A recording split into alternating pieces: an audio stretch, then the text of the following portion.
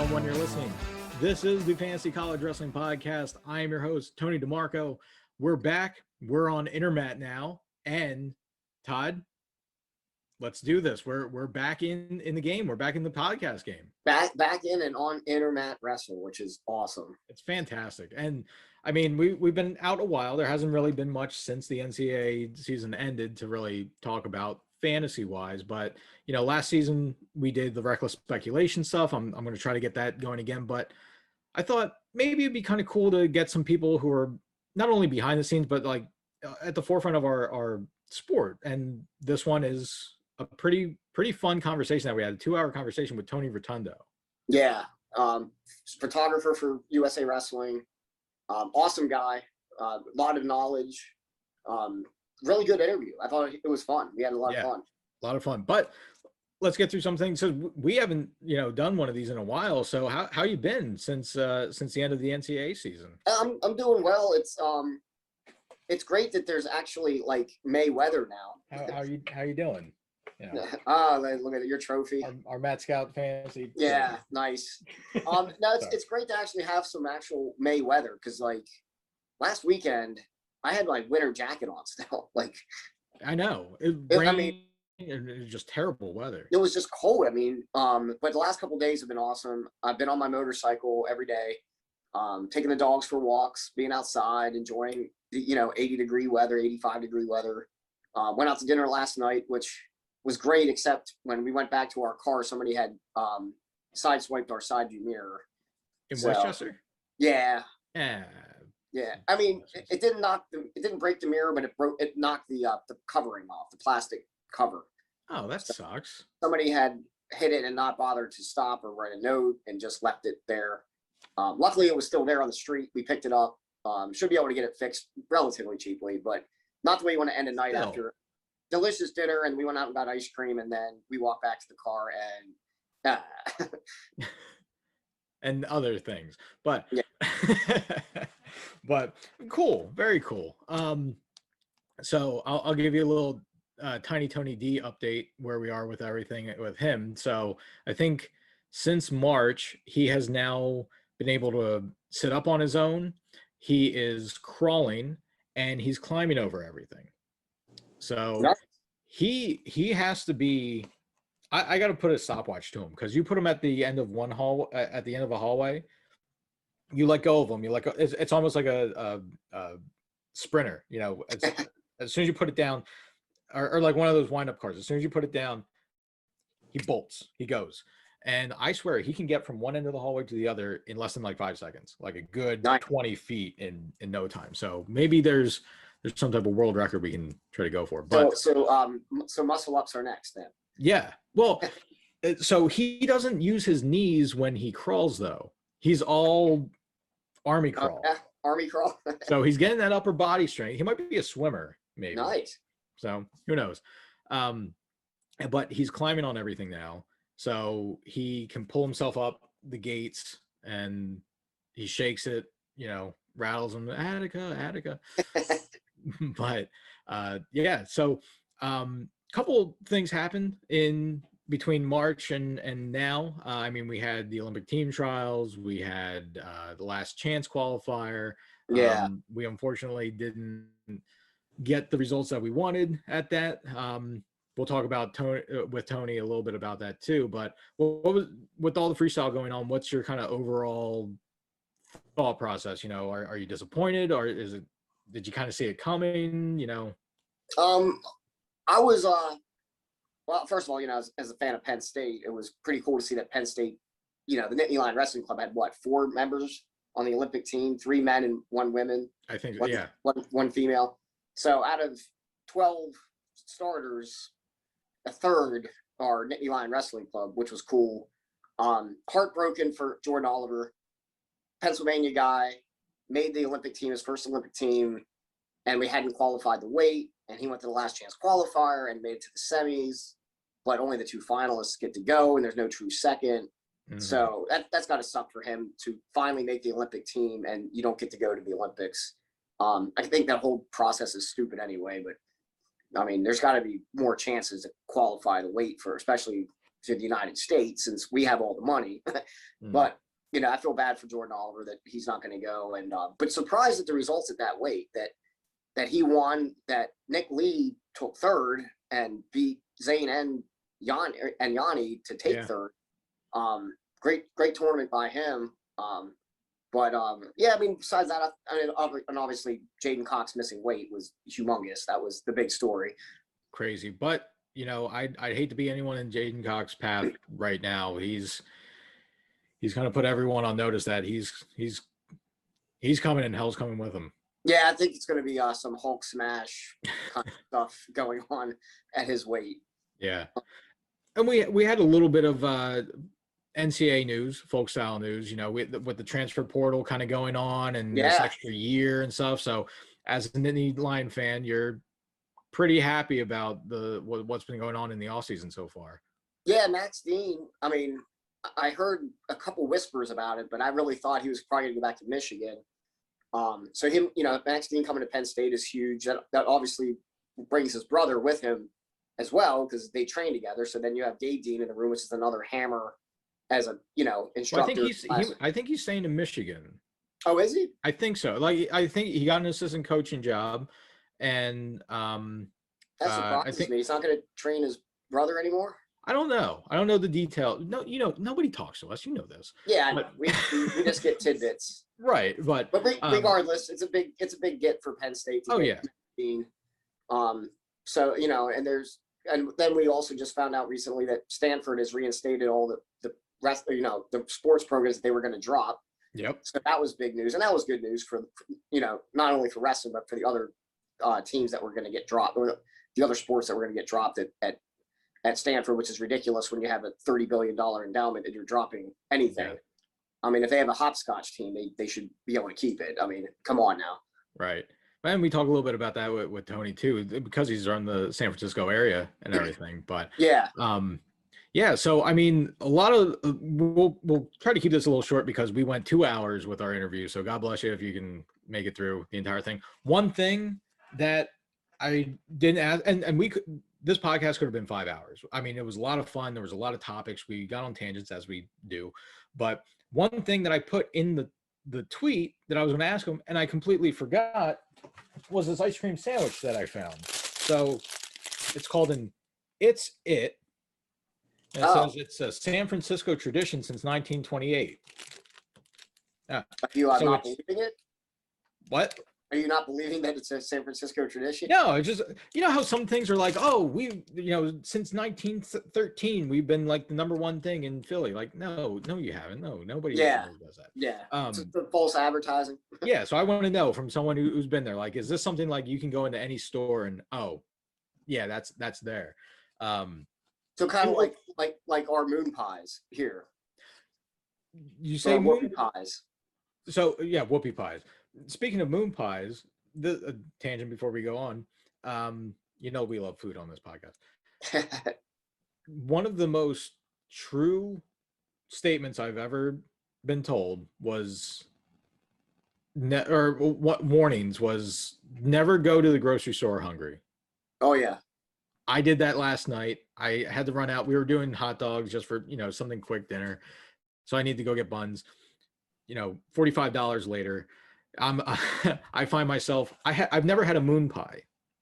Oh, it was $1.19. It was a double-decker one. So I thought, what the hell? So I bought that.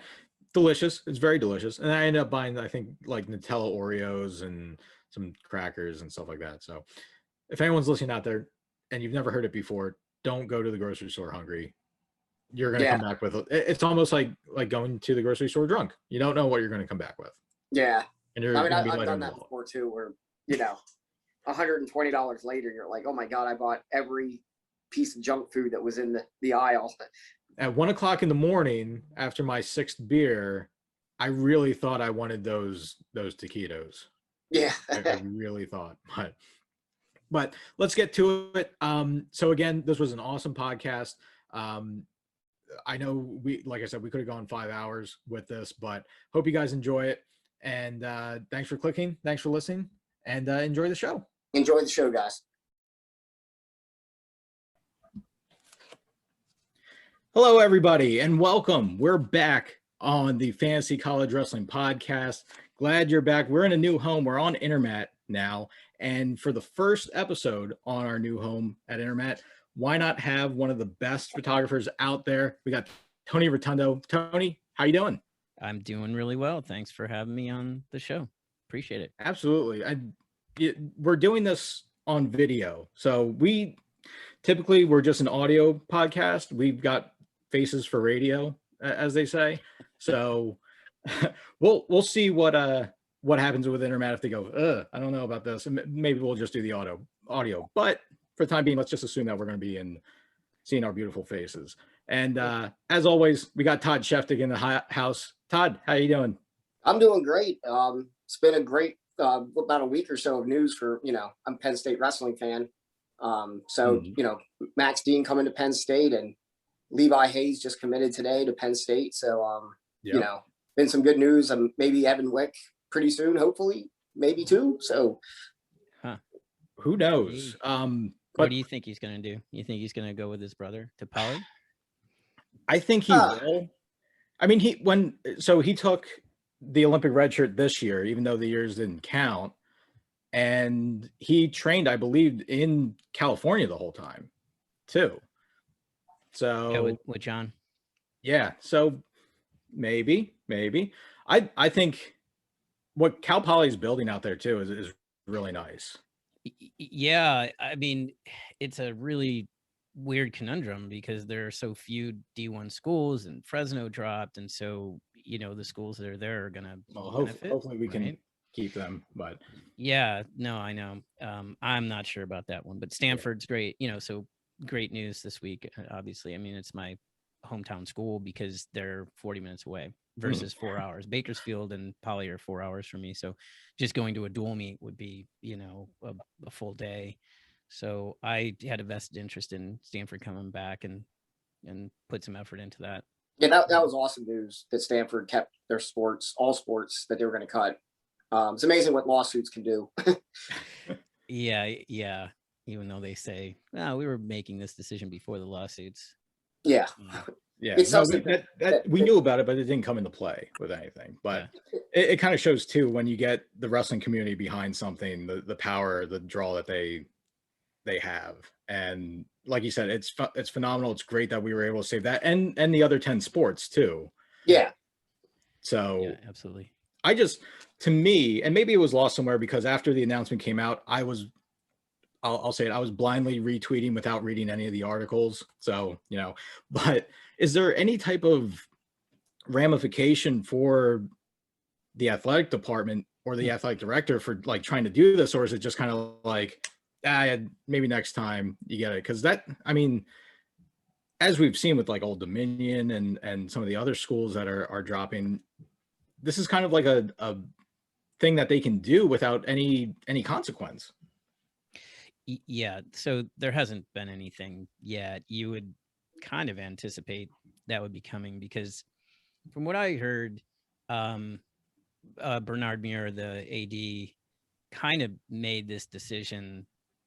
I won't say on his own, he wasn't in a vacuum, but from what I did hear from one of the coaches that the president and the provost were sort of like, it's his department and his decisions, right? So, it wasn't until things like Shane won and the world was starting to say, hey, what's going on here? You have a $30 billion endowment and you can't afford to keep these teams on, and forced the president to take a good hard look at it. And then they had to reverse course. So, I mean, it would be hard to imagine that he would be able to keep his job, but they haven't done anything yet. And he like sent a letter. My wife is alumni of Stanford, and so she forwarded me this email that he sent out, and it's all about like, hey, great news, we're able to save these sports. And 6 months ago he wouldn't even entertain any kind of discussions with anybody, right? And it wasn't like any kind of open discussion. So it's a little bit of these kind of false hurrah, like, hey, look what we did. We saved the sport that I single-handedly wanted to cancel, or the sports, 11 of them. And So it's not a good look as a professional, right? It's not a good look. If you take something to your bosses that you think is a good idea and it turns out to be a disaster, that's not a good look at work. I mean, so we'll Yeah. see what happens. Yeah, it's like the Pontiac Aztec. It's just bad idea. Yeah, right. Hey, that was Walter White's car. Don't show him. That car deserves a credit in that show. Yeah, but I mean, also, I think the biggest thing, I know we're already on a tangent here, but a good tangent. The biggest thing to me was that they said it was about money, and I know this has been rehashed over and over again, but they said it was about money. They literally got enough money to endow the program and start a women's program too. And they're like, it's not about money anymore. It's something else. Well, they invested in Doge and it, went crazy. And no, they're saying like due to their investments and the success of their investments, they all of a sudden have enough cash. And it's just ridiculous. It's just super lame. Yeah, the 30 billion wasn't right. The interest on the 30 billion wasn't enough, right? I mean, it did kind of coincide with the Doge explosion, right? So that's what I'm saying. Because wrestling is such an expensive sport to do. Right. Yeah. The interesting thing about the money that the wrestling team, nobody's actually given them any money. Like it's just a promissory thing. So I said I would invest, and I would honor that. But it's not like they have $12 million in the bank. Right. They just have people saying, hey, if this goes forward, I would donate this much money. And so it's not real money being passed yet. So the what would be really interesting thing is, and the school was saying, no, we're going to make them generate that money. Even though if they don't generate that money, we're still going to keep the sport. So it's just kind of a little bit odd there, but but it'll be interesting to see how much they actually get out of people when it comes time to say, hey, you promised whatever, $1,000 over 4 years. It's time for the first check, but hopefully people come through. I think they will. Oh, where did I place my wallet? I think it's in the car. Yeah. I mean, I was like, geez, why don't I promise that I'll give them $1 million, right? And then just be like, sorry, because you kind of knew that, like, the school, could you imagine if the school said, hey, you didn't come up with your $12 million, so we're going to cut you again? They like, oh my God, that would never happen, right? So they're not going to cut them again. So so if they don't come up with the money, they'll still be fine. But well, it's a good thing you didn't say $1 million, or else you'd be here. Yeah, I'd have to look Ray Blake in the face and say, like, sorry, dude, I don't have that much. Hey, I'm gonna crack a beer. Is that okay? Yes, I was just about to see. Look at that perfect transition. I was just about to get to that. Sorry. So we do our little shtick of what are you drinking tonight? So you're drinking. This is an Allagash White from Maine, from Portland, Maine. I'm a huge fan of Portland, Maine, and it's delicious. Very cool. I will be drinking a Anchor Brewing Company steam beer. Think it's appropriate, San Francisco-esque. I got my little Sons of Ben Union Supporter Shield bottle opener here. Todd, you drinking anything tonight? You know what? I wasn't going to, but since you guys are drinking, I'm going to have one. Wow! I have Bell's Two Hearted in the fridge, so very nice. I'll go grab one. Give me 1 second. I'm going to get away from the computer for just a second. You do you. Hey, you know what's funny? You want to hear a funny story? So I was in Sofia, Bulgaria last week shooting Last Chance, and somebody had left like what I thought was a button on my work area, and it looks exactly like a button, but on the back it had just a really weird configuration. I'm like, how do you pin this on something? I could not figure out what it was, and it had UWW on the front of it. I just was like at a loss, and then it hit me. It's a bottle opener, but it looks like a button, and it would make more sense to leave a button than a bottle opener. But it looks like, I think, what you just pulled up, right, to open that bottle of beer. Is that that little on the back end here. That's exactly it. Yeah. Right. Imagine me. I thought that little button was I thought it was a magnet.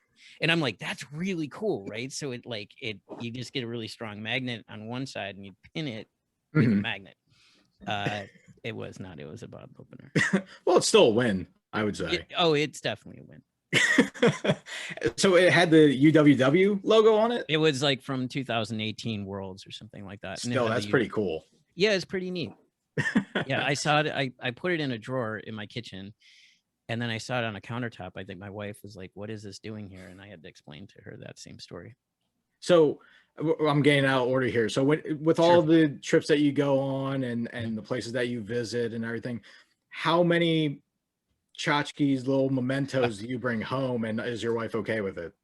Yeah, she's fine. Or does she limit you on how much you can bring? I limit on how much I bring home. I don't really run around trying to trade tchotchkes. I still have stuff from the Olympics that it wound up being like fake, but it still had the Olympic symbols on it and stuff. Like keychains, I'm like, oh, I'll get 20 of those because I'll hand them out to everybody, and I still have 10 of them. You know what it boils down to is when I travel, I have so much photo gear that I can't imagine bringing 10 keychains with me because I just don't want to bring more weight with me and more stuff. And then I'll get there and I get so busy that I forget to hand stuff out. So then I bring it home and I'm like, so it ends up in a shoebox. Nice. Yeah. But so let's kind of dig in here. I have a document that has some things outlined. We probably won't follow it. We'll be out of order just like we just did. But first off, just what you were talking about, you got back from Sofia, Bulgaria, maybe not on the happiest of terms from the American standpoint, but how was your trip getting out there, the venue, everything like that? Yeah. So, I went out shooting for UWW. So just to back up a little bit. So before I was shooting for UWW, it's all just on your own dime. So, and, even shooting for USA Wrestling, you're not really a contractor for USA Wrestling. You just kind of give USA Wrestling your photos. So you got to book your own flight. You got to book your own hotel, everything, food, all of that. You're on your own. So, years ago, I had just blindly said, I want to shoot for UWW. And there was a guy, Gabor Martin, who was across the room, the arena. And he was always on the better side. I'm like, I want to be that guy, but not like seriously. And then all of a sudden, after post 2013 and Tim Foley working for UWW, I have over that course of time become a shooter for UWW. And it's, it's a proud point for me because one, you get the travel is paid for and you get shuttles from the airport and you get food and you get all of these accoutrement that's really nice because you're working very, very hard all day. And then I'm a mole for USA Wrestling, for all of us, right? So I'm shooting US guys on the floor, right? So I feel like I'm part of USA Wrestling a little bit because I've been able to get into these better spots through UWW. And of course, my heart is with USA Wrestling and our guys and gals. So, the trip was more or less one to cover it, but also to rehearse for the Olympics. So I'll be part of a group of photographers that and media people that are all going to be doing the Olympics together. So it was like, hey, we need you to come out to Sofia as a test event, they call it. So we can get some things in order, like being able to upload photos right from the floor. So right from my camera, boom, they can go up to a graphics team who can process them out and get them on social media in 60 seconds if we wanted to, or within an hour or whatever. So the trip was short and it was a long flights, no time to recover in terms of jet lag.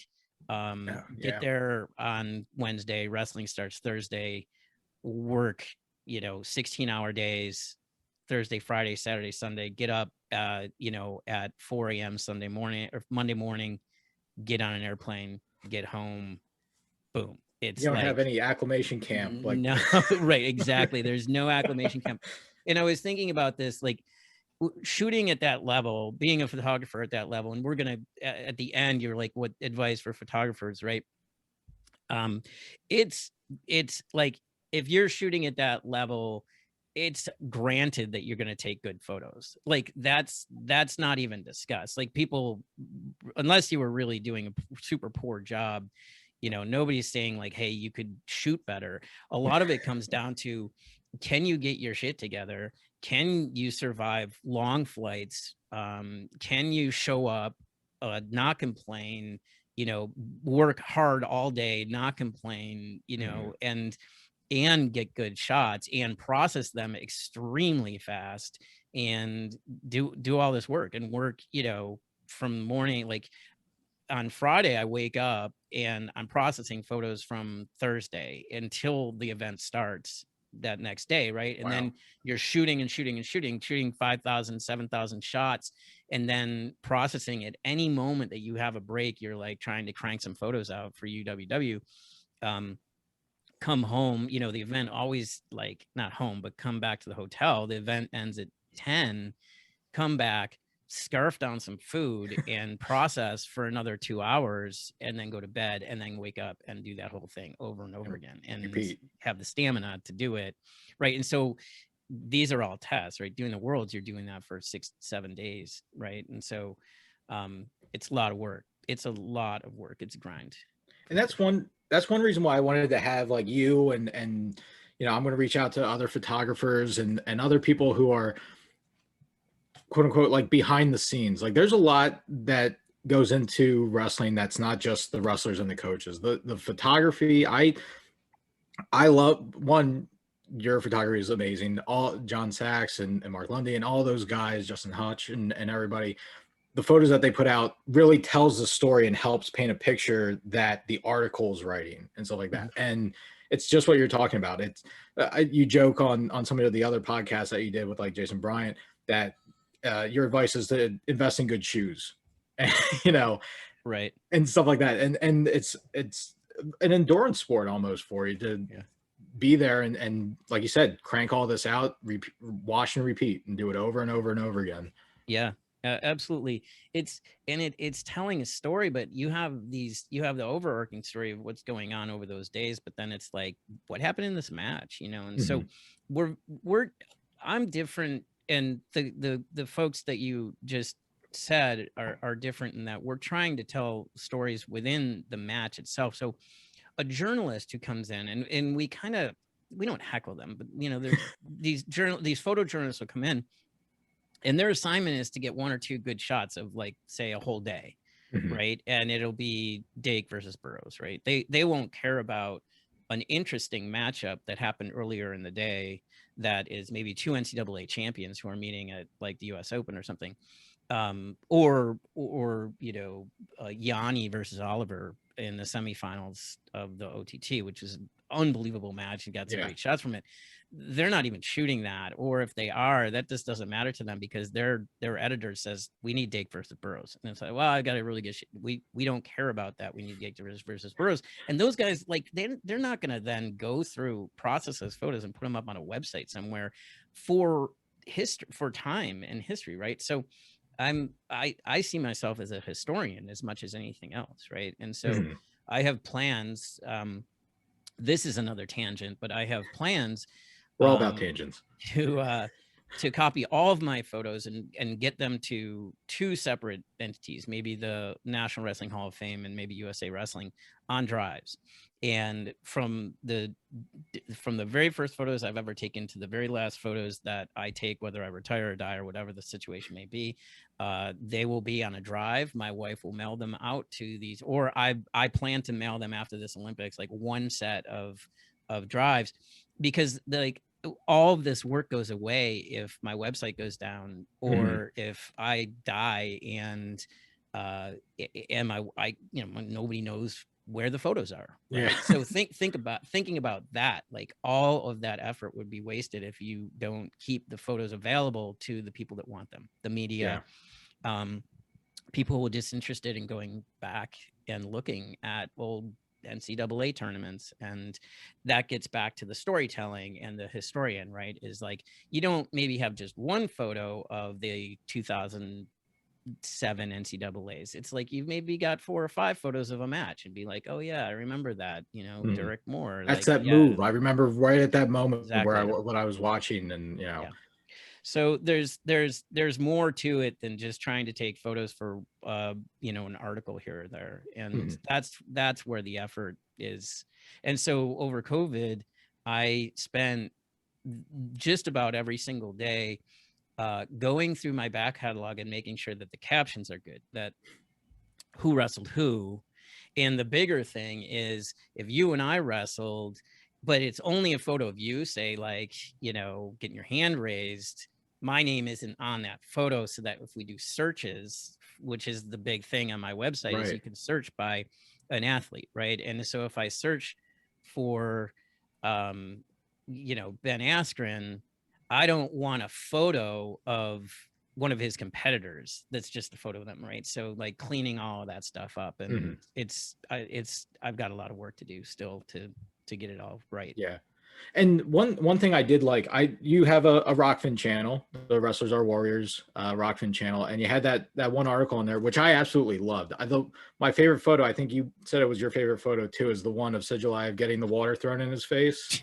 Yeah, right. I love that photo. Just something about it. It's just I think it's clear, it's crisp, it's funny. Yeah. Do you plan on doing some more of those? I like the storytelling that you had in that.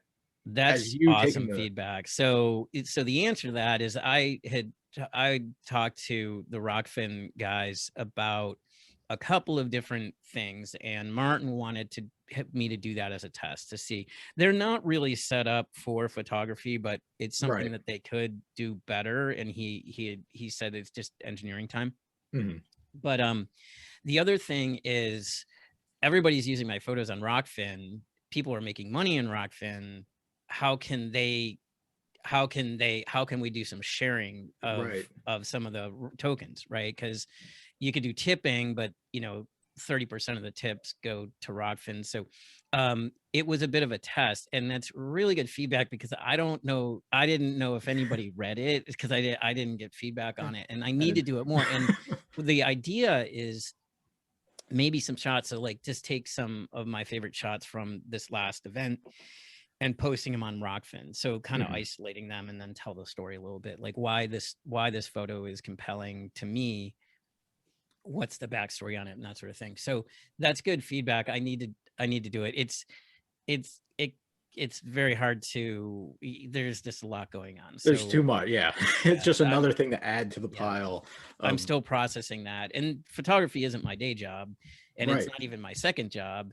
So, I do invest a lot of time in it late at night, where I'm still working through those Sophia photos. Okay.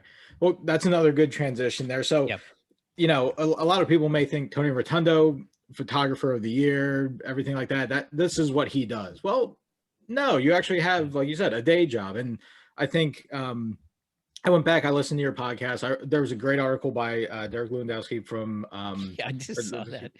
the AWW website. So you're actually in tech. You moved out to San Francisco for a tech job, right?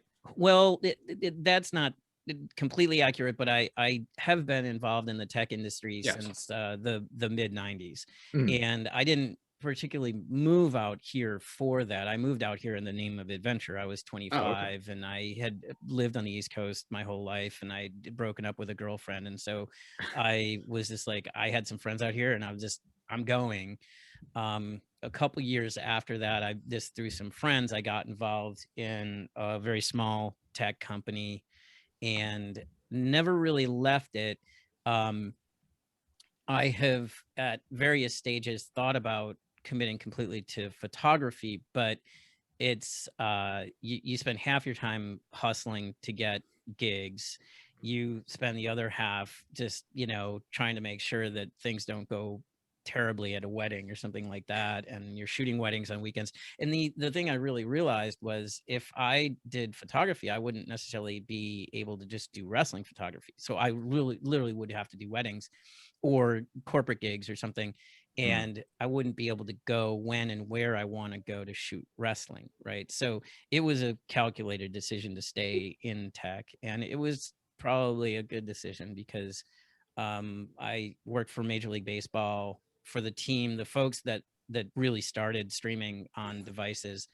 That same team it now works with Disney. Disney basically bought the whole thing from Major League Baseball. So like the people, the stack, that everything, right? And so Disney Plus, ESPN Plus, Hulu Live, all of that is powered by this same team that's expanding at this point. And so I am a director of media operations at Disney. Well, you're doing a bang up job. I'll say that from all my streams. My team works more specifically with Hulu Live. So for those that don't know, like what I just said was a little bit gibberish. So if you're watching Hulu on your phone or your iPad or your computer, the underlying streams that are being churned out is the company I work for. So we do that, and we do that very well. Okay. Yeah. Very cool. Awesome. And yeah. So you said that you lived on the East Coast, Buffalo, yeah. right? Yeah. So Section 6. Yeah. So how did you get started in wrestling? What was your origin story into the sport? Yeah, I was born on a wrestling mat, essentially. I mean, my dad was a coach. One that you'll see some, and he still remembers dual meets from 1962. That's not a joke. So this website, these guys at Arm Drag, who are Section 5, but they do some sections and stuff. They'll post like old articles on Twitter. And I'm always anxious to look to see, I wonder if this has anything to do with, my school or my dad. And they recently posted some stuff that I had never seen before, about, Tonawanda versus North Tonawanda. And my dad was like the new coach in North Tonawanda, and they interviewed my dad and they had the wrestlers. So I call my dad up. He's like in his, mid to late 80s. And he broke down the dual meet for me. He was like, oh yeah, no, that kid, he's great. Actually, what he broke down was that the lightweight kid came from Erie, PA, and he knew how to wrestle, whereas nobody else knew how to wrestle. My dad didn't know how to wrestle. He was a coach. He had wrestled a tiny bit in college. And he said that kid taught us all how to wrestle, and I wrestled with him, and he was the one, he like knew moves and all the stuff. And I'm like, man, this is crazy that you remember that stuff. So so my dad was a coach, and yeah, some of my first and fondest memories were riding the mats. So if you remember the old days, if you had to take the mats from the wrestling room to the gym, they would put them on these dollies of sorts, right? You remember those? And I would ride on the mats, and just think these kids, they were high school kids, and I thought they were adults, and just loved it. I want to ride the mats.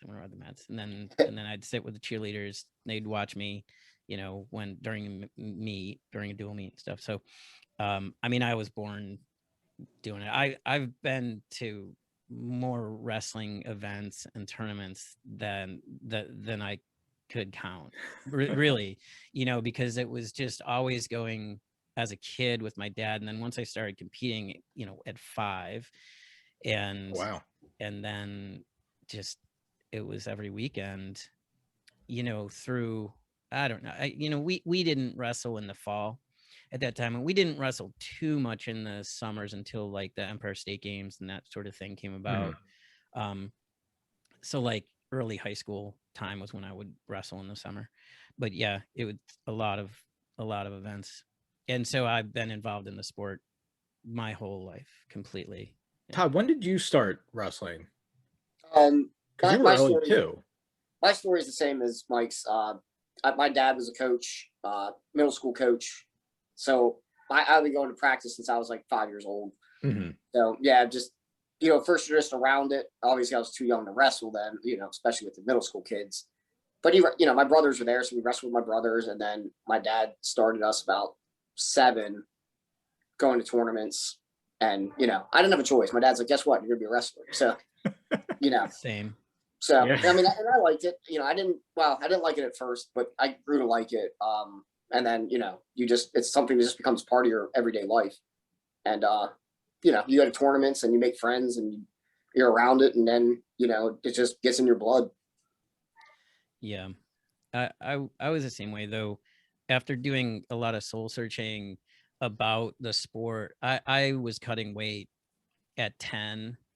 I was cutting a lot of weight by the time I was like 13 and 14. And so when they talk now about how like that just will sour kids on the sport, it's absolutely true. I was done by my like junior year of high school, but I wrestled my senior year, and I wrestled in college at University of Buffalo, but I never really made the varsity squad, and I was cutting weight there, and it was just like I was so sick of cutting weight. There's nothing wrong about not making the varsity lineup. I'll say that. Yeah. I found beer and girls in college, and it was like wrestling didn't have a chance. Our joke was we're a drinking team with a wrestling problem. Right. Right. Yeah, I will say I cut weight, made weight, and my girlfriend at the time said she'd never seen anybody consume so much food. Like, and it was weird. We had a honorary weigh-in. Like, we had a weigh-in for a dual meet the next day, and you just had to weigh in front of the coach. So it wasn't even like a real weigh-in, but I did have to hit the weight. And then my girlfriend got me into food service, like the food at school, and where it was all you can eat buffet, kind of thing. It was just like 4 visits back, just full plates of food. She was impressed. And that's when you became a heavyweight for Buffalo. Right, exactly. Well, I will say that eating disorders are not an uncommon thing, or your relationship with food is forever altered, right? Starving yourself like that, in high school with all the kids in the cafeteria, and just, that will affect you and your relationship with food, which is, people naturally get pudgy and fat, but you see it, and then being in a sport that is so many people are so fit, it's like, yeah, it weighs on you, when you start to gain a little bit of weight. But yeah, I think the whole computerized, weight descent plan thing is it's like most things. It was made with good intentions, but it doesn't help the losing weight the right way and stuff like that. So I think there needs to be some modification, because it's exactly what you're saying. Like these middle school, these high school kids, even college kids, they've been doing it wrong the whole way, but that's the only way they kind of know about it. And I've seen, I like that there's more nutritional information and nutritionists and stuff like that. And I think that the top level high school kids are cutting correctly. It's we had no support. My dad never got involved in our weight cut. It was just, are you on weight or not on weight? And we were just idiots. We would take like diuretics and stuff. It was just so stupid and so dangerous for your system. And so I think things have come a little bit of a way. It's certainly not like that anymore in most situations. So yeah, the health of the kids is important. I love hearing like, I'm going to go up versus go down. Yeah, that's good. But so cutting the weight was one of the biggest things and I know in other things, other podcasts that you've had, you said you kind of fell out of love with it. Like you got worn out, burnt out. I did. I coached after college, and I moved to Northern Virginia, and I never really completely disassociated from it, but I just didn't have a role. So I was down in Northern Virginia and didn't have any way to really protect. I went to George Mason a couple times to some of their evening practices, like freestyle, but didn't really do anything. And then when I moved to California, pretty early on, I was like, oh, maybe I'll try to officiate, which was a complete and total and utter disaster. And I think every wrestling coach should be required to officiate a junior high wrestling tournament. Oh yeah.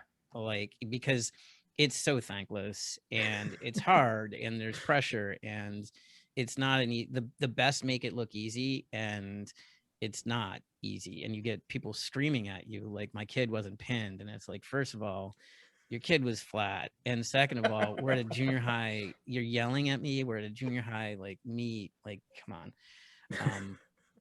I don't know. So but yeah, I wasn't involved really very heavily for I don't know, like 5, maybe 5 to 8 years.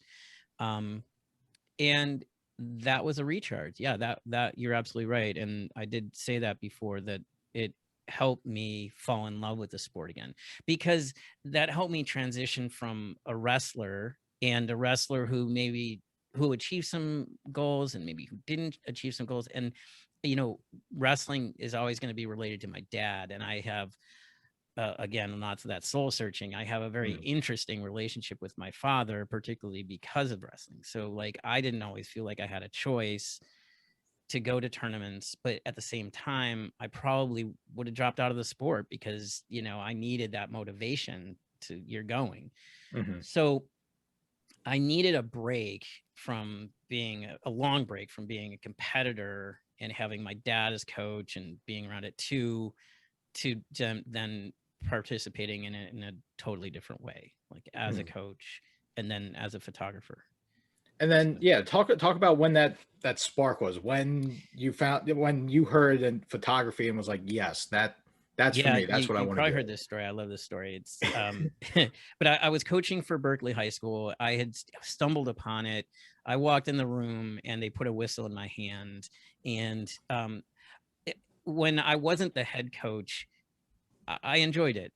This coach, Brad Idikazu, had a very unique style, and I liked him. We got along great, and I was like, my full intentions were, hey, how can I support? I can make practice 3 days a week. How can I help you guys out?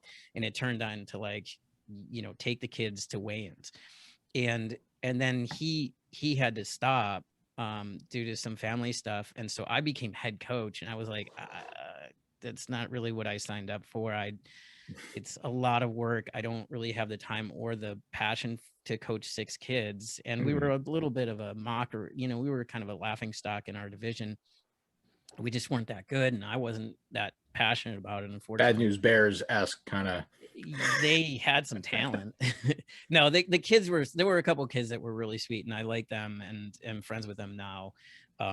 But it was more of a babysitting role for a lot of the kids. I mean, really, you'd have 6 kids come to practice, and then it wasn't really fruitful. It wasn't fulfilling me as for what I wanted to do. And so I'm at the North Coast section tournament, and it was in an arena that had a floor and then a raised area, like a very, very old, like kind of hockey rink thing.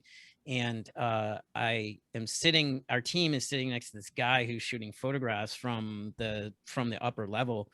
And we start talking, and it was John Sachs, and he was peeved because he had shot like the Olympic trials, or he had shot some really high level stuff, and they wouldn't let him on the floor to shoot on the floor. And this is like our North Coast section tournament. It was ridiculous. He was peeved about that. But the moment you're talking about is, and this is absolutely true, I was always kind of like, how can I do something different for the sport? How can I get to some college events and some other stuff?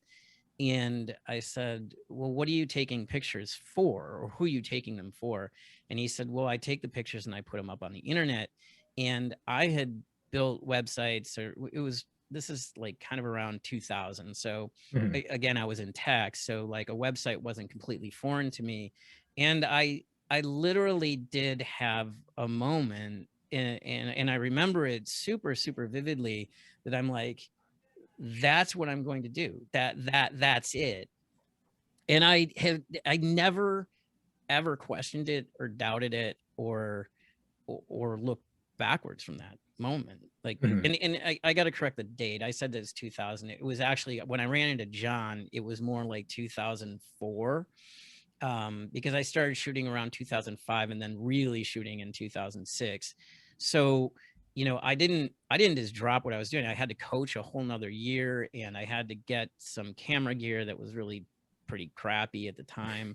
But the idea the seed had been planted and it wasn't whoa like moment, that's it. That's the thing. And I've always been really open to allowing that type of thing to happen, right? Where you just kind of are put yourself out there, I don't know, spiritually, whatever, and wait for something to give you a sign. I mean, some people would say God would give you a sign. That's not really my jam, but somewhere, somehow you get a sign and follow that path, right? And so that's what it was. And so John became a mentor to me, and really kind of helped me out, figure out the ropes and stuff. And yeah, so he helped me out figuring out like the do's and don'ts, and here's Gary Abbott, and here's an event you might want to go to, and because there's a lot to figure out at first. And I knew I would be good at it, but because I had done photography all through high school and college. So Okay, that was going to be my next question. Did you have a history of it? Yeah, I did. I had a photography background. So, all of a sudden, of course, because it makes sense, like put these two things together that you love, right? And it's a Reese's peanut butter cup, right? So, right. So, yeah, I mean, photography, wrestling, boom.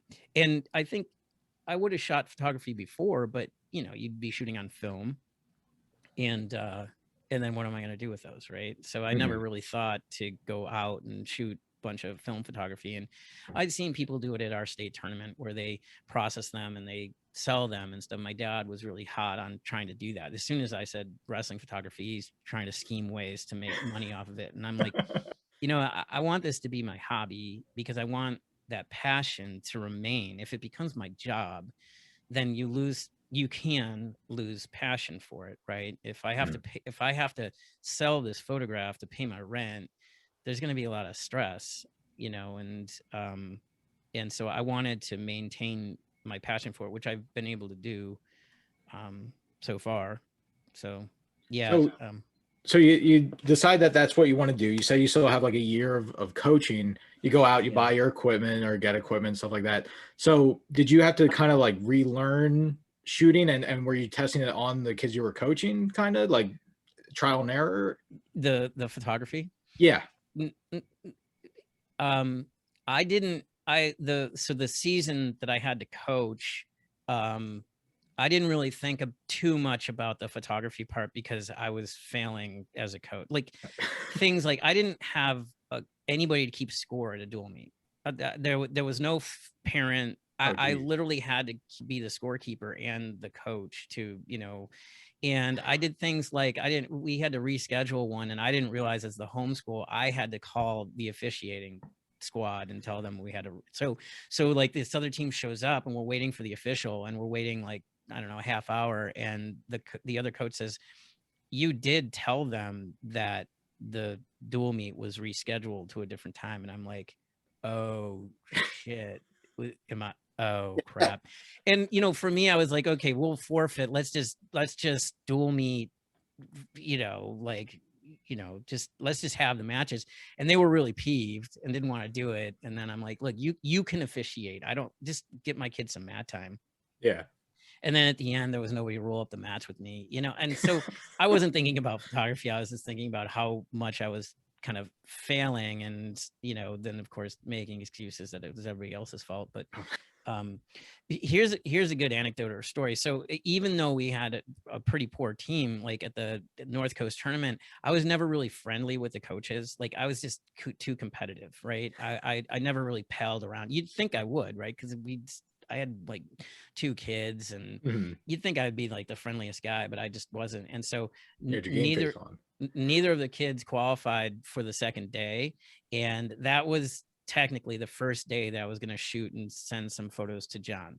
And it was a crazy overnight. I had gone from coach to photographer, and I was the friendliest guy that Saturday. It was the same tournament. It was just Friday to Saturday. And I was walking around high-fiving people. How's it going? What's going on? And so I kind of knew at that point, like that was the first taste of like, hey, you can be completely neutral. You don't need to be weirdly competitive, and you can go have fun and make friends and shoot photos. And so I do remember I got some good shots from that, and I didn't have great gear, and I wasn't really, but I had been around the sport enough to kind of anticipate. Everybody says this and everybody asks it, like, and yes, being able to anticipate a moment is a key part of it. Yeah. Right. So not just, is this guy going to hit a duck under now, but like, what's going on around you? Who's winning? How much time is left? Who's going to be offensive? Who's going to be defensive? Is there a coach screaming to my left? Is there, a father I need to shoot to the right? Like, all of this stuff, you just kind of go into a certain meditation, as it were, and try to catch as much as you can. Yeah. So have you done other sports outside of wrestling too? Yeah, I was just looking at some old files. In 2011. I shot like maybe 8 or 9 different sports. I got really into roller derby, women's roller derby, for a while. And those guys are really cool. They really pushed me in ways that wrestling photographers hadn't. Like, they all use strobes, like off-camera strobes and stuff like that. But yeah, the idea was, one, I enjoyed it. I enjoyed going into a gym with a sport that I'd never seen before, and figuring out, like, what are the angles, where's the light coming from, what's the action like. But one strategy was, I knew I had a goal to shoot the Olympics, and I didn't know exactly how the Olympic credentials worked at the time. And I thought everybody got a credential to shoot all of the sports. And so I literally would go to Stanford, who has a very liberal policy, and shoot water polo, because who knows, maybe I'll shoot water polo at the Olympics, or, so I shot all these other sports, both as a challenge, but also to learn how to shoot those other sports in the event that I go to the Olympics. And it turns out, going to the Olympics, you have a couple different types of credentials. One is all sport credential, which is kind of the highest level. And then one is sport specific. And I've only gotten sport specific for wrestling in 2016. And then presumably, well, in 2021, assuming it happens.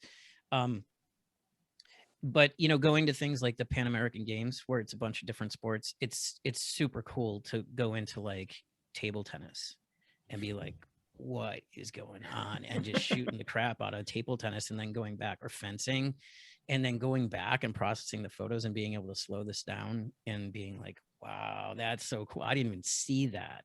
I didn't even see what's going on. Or handball, where they're leaping in the air and just staying like levitating in the air to the last second to throw the ball. So it's super fun to go do that type of thing as a photographer. I mean, that's what we do. If you had to pick if you couldn't do wrestling anymore, you had to do another sport, what would be your next sport that you would shoot specifically? Yeah, probably MMA. I'd probably talk to Dana and be like, yo, what's up? I've shot a bunch of MMA. There isn't a lot of MMA in Northern California, and I travel so much for wrestling that I can't say to my wife, hey, I'm going to go shoot an MMA event. I'm going to go to Vegas for the weekend. Yeah, exactly. Exactly. MMA seems natural. Yeah, it's a good question.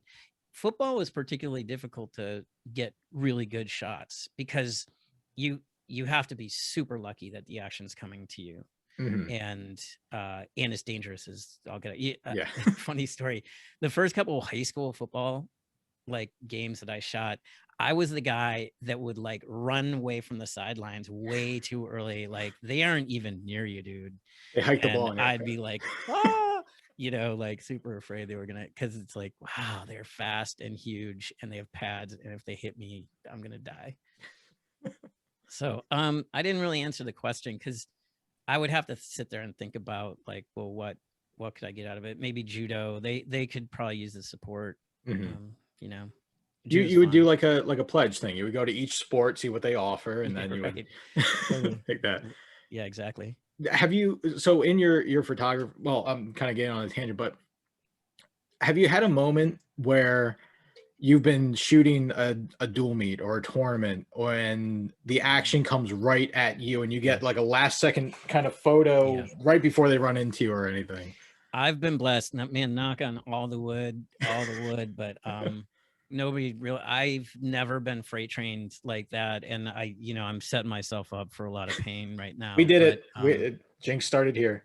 yeah, now I'm proudly like they've gotten close, and when, it's a point of pride. I saw recently Sam Janicki, who's a photographer. Like there was, I forgot what the tournament was, but the tournament was, but they man, they careened into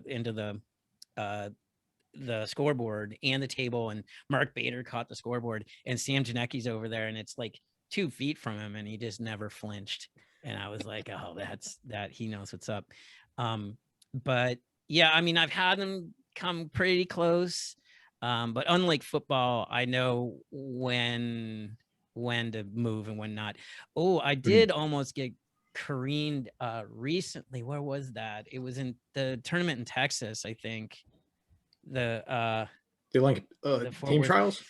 Yeah, I believe not the OTT. No, before that it wasn't the OTT, but I have a setup where I have my main camera on a monopod, so just single leg, and I have my longer lens. It's 300 millimeter lens. It's very heavy, and I've crafted a bit of a monopod that has a stand on it. So, and the reason is so that I can like transition from one to the other without losing time, and also without getting tennis elbow, like having to put this heavy thing down. And so if they're kind of both sitting pretty close to me, I can literally lean over and like snap some shots. Oh, that's cool. I jumped up and grabbed both cameras and leapt back in time. And it was you know what it was? It was the women's event. That was like the club event, the women's club event that they had, the team event. That's what it was. And it was like from halfway across the mat, they were coming straight at me. And one girl just was like, you could tell, like, she's not stopping. And yeah, I jumped up and grabbed both those. I think somebody mentioned it on the broadcast. Oh, nice. But yeah. Yeah, because when I think of those, like the best kind of those sports photos, there's one out there. If you've never seen it, Google golf cigar guy. There's a photo of Tiger Woods teeing off and just like hits just an errant shot that goes right at this guy who's taking a shot. And from where the photo's taken, like you see the golf ball right here. Yeah. And behind Tiger Woods and to the right is this guy who has this big like handlebar mustache and a hat on, I think, and like a cigar. And he's just like, and they call him Cigar Guy. So if you get a chance, take a look at Cigar Guy. Yeah. But the quick answer to your question is I don't have I have them not like as they're coming into me, because the lens I use isn't wide enough to kind of get a good in focus shot of that. I mean, I have the kind of, here's Dom Bradley coming towards me, and the last shot isn't the one you're asking about, which is like the car crash, right? Yeah. And stuff. There, it's hard to get because I'm moving out of the way and the lens isn't quite wide enough to really capture that too well. But yeah. So fast forwarding to like you're now established, you're taking more gigs, things like that. What was your first international tournament that you shot? When did tournament become a thing? It's in Pennsylvania. Yeah, the water out here, you know. First international was the 09 Worlds in Herning, Denmark. Okay. And I got super lucky that neither John nor Larry Slater were shooting it. So USA Wrestling, Win Magazine, everybody needed shots. I had been shooting for about 3 years, since 2006. So I had confidence and I had better gear, and so I knew I could do it. Excuse me. So that was the first international tournament. But you know, one thing is I loved traveling. So this is kind of gets back to what I was talking about in terms of being able to get on a plane and do this work. You got kind of have to love traveling and airports and all that stuff. So I had traveled extensively before that. So it kind of wasn't that big deal. Though the interesting thing is I didn't know anybody. And the first day, the first session, they didn't have any place for photographers. I like go out on the floor. I'm like, where are we supposed to go? And they're like, oh, we didn't really think of that. And they put us standing behind where all the athletes come out and where all the coaches are, and like just an immense amount of foot traffic. And I'm 5'2".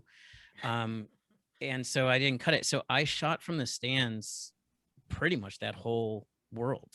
And the USA fans like welcome me and like, hey, here, sit here. And so they, again, it was an arena that had a ring around, and it's like the angle actually wasn't bad. I got some good stuff. But I couldn't shoot from the floor. It was impossible. Now they have an elevated area for the photographers and stuff. But it was the kind of thing that they didn't think it through at all. So little things like that. So when you go to your boss at the time, your of your day job, and you're like, hey, I have to go to Denmark on this day, and then you tell your boss later on, hey, I got to go to Kazakhstan. This, like, do they? What was the first reaction, and are they now like, oh, you're going to Moscow? Okay, we'll see you in a week or so, you know? Yeah. So everybody I've worked for has been super supportive of me and this effort. So, and I'm blessed. And so I use vacation time. And I would work remotely. So if, you know, there was a day where I was traveling and then there was a gap day before the action started, I would make my meetings and not necessarily have to consider that a vacation day. And yeah, no, just use it as vacation time. I work for a really awesome friend who's like, I don't care where you work from, like, so if you make your meetings, like, and so for a while I was trying to like work and shoot, like, and then I got really, really busy with work, and it was kind of impossible. Like I was missing sessions and trying to take calls. And there was like the South Point Arena, or is it South Point in Vegas, is like a horse.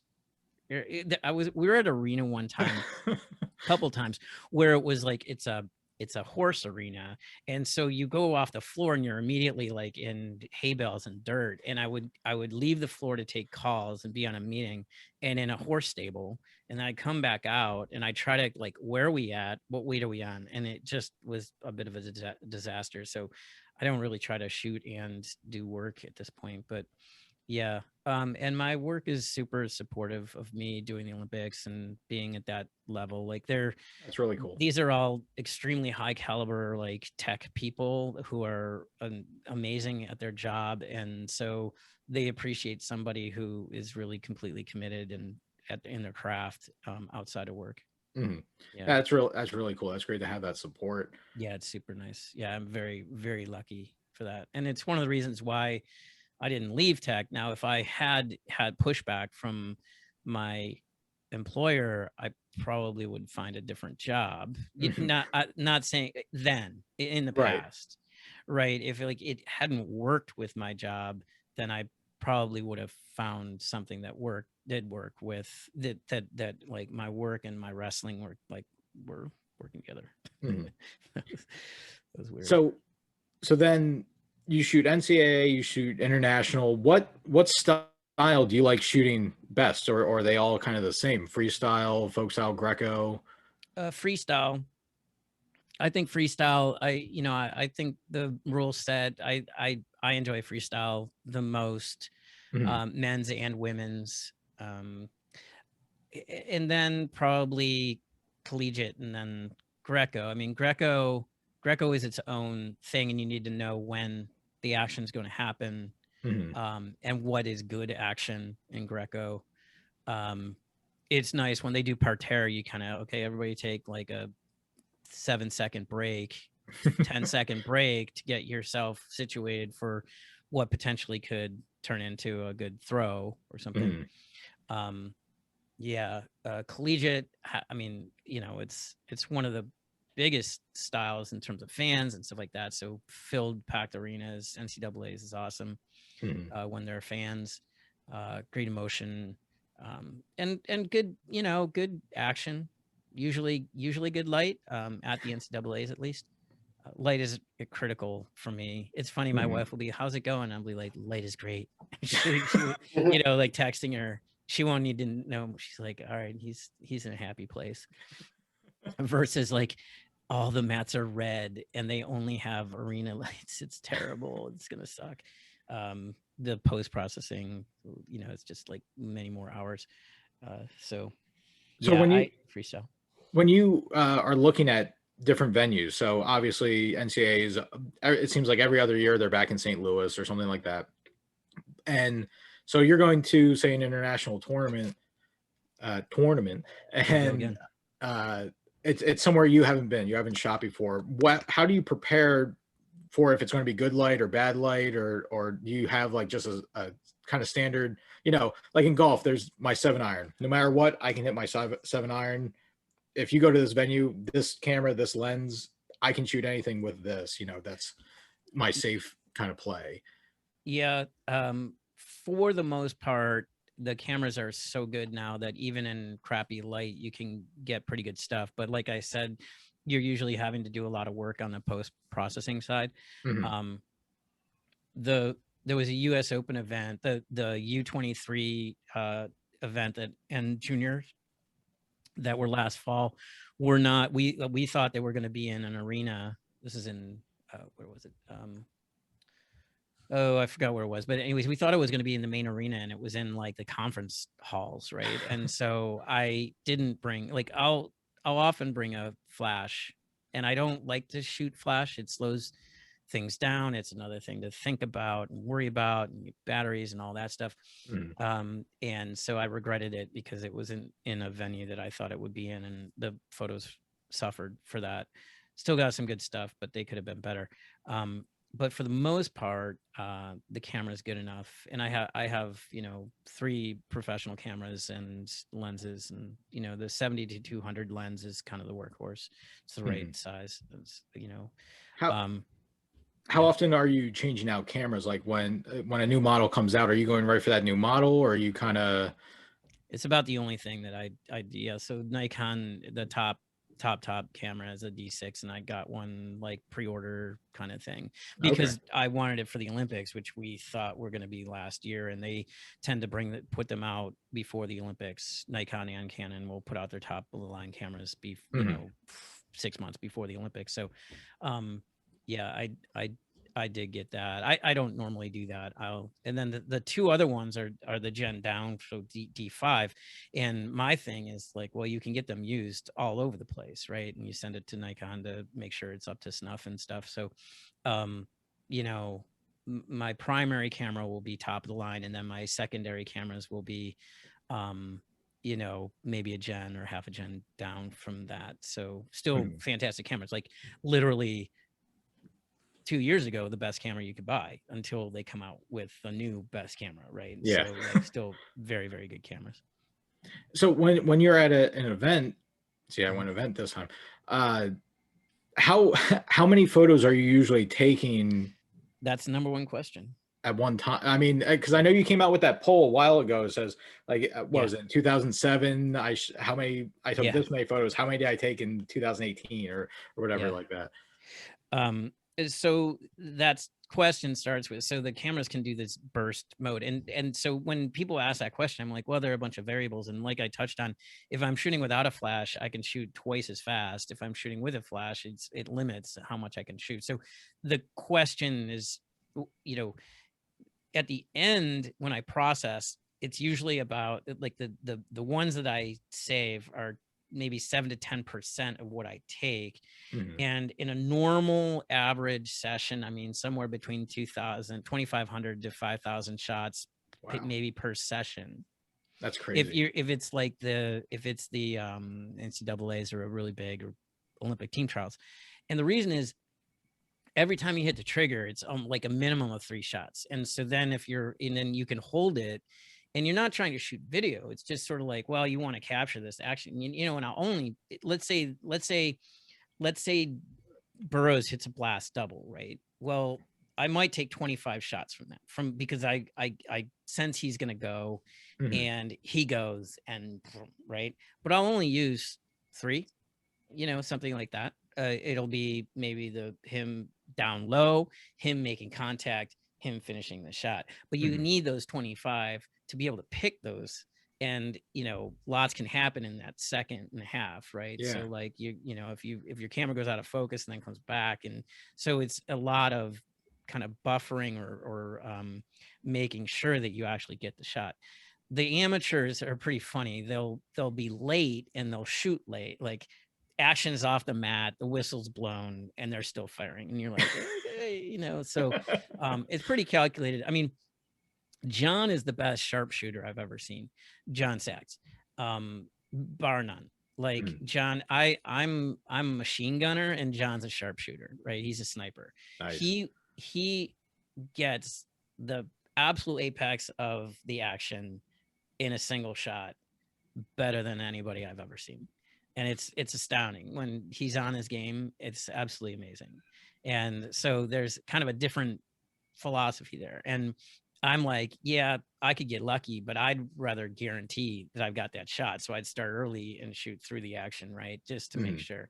So where he takes 1, I might take 8. But, you know, I don't mind. I mean, it's not like I'm a bad photographer for doing that. I just like, I'd rather have the insurance. You know? And there could be other things that you catch also with that burst. Yeah, totally. So, and I think that goes back to what you were saying with that feel for the sport. You kind of know what's happening with it, and you can kind of anticipate, okay, he's running, and especially with spending so much time with the senior level athletes and maybe the college athletes and things like that, you kind of know their style. You see them over and over again. So, you know, like, okay, if he circles this way, it means that something's coming at this time. Maybe I'm going to start here. Yep. Stuff like that. Like, yeah, no. And all of it, like I will the official get out of the way. I know Metcalf needs to be circling from my left to hit that shot. You know, like I can sense when shots are coming and hoping that they turn to me, but a lot of times they don't. I mean, you can't really get up and move. You just, there's a lot of luck. Like, so there's a ton of luck involved, and it's not like, oh, I got lucky, I hit the, you know, I fired at the right time. It's not that luck. That's skill. The luck is that the action's coming to you, right? So like, luck is a very big part of it because it's got to come to you. You need faces for those best shots. The skill is being in the zone and firing when you need to fire, and having it be in focus and tracking and, you know, all of these things. And then there's artistry after. So, you know, post-processing is a really important part of it. So we're artists.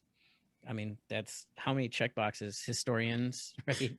Right. Photographers, artists, like, you know, there's a lot to it. So, yeah.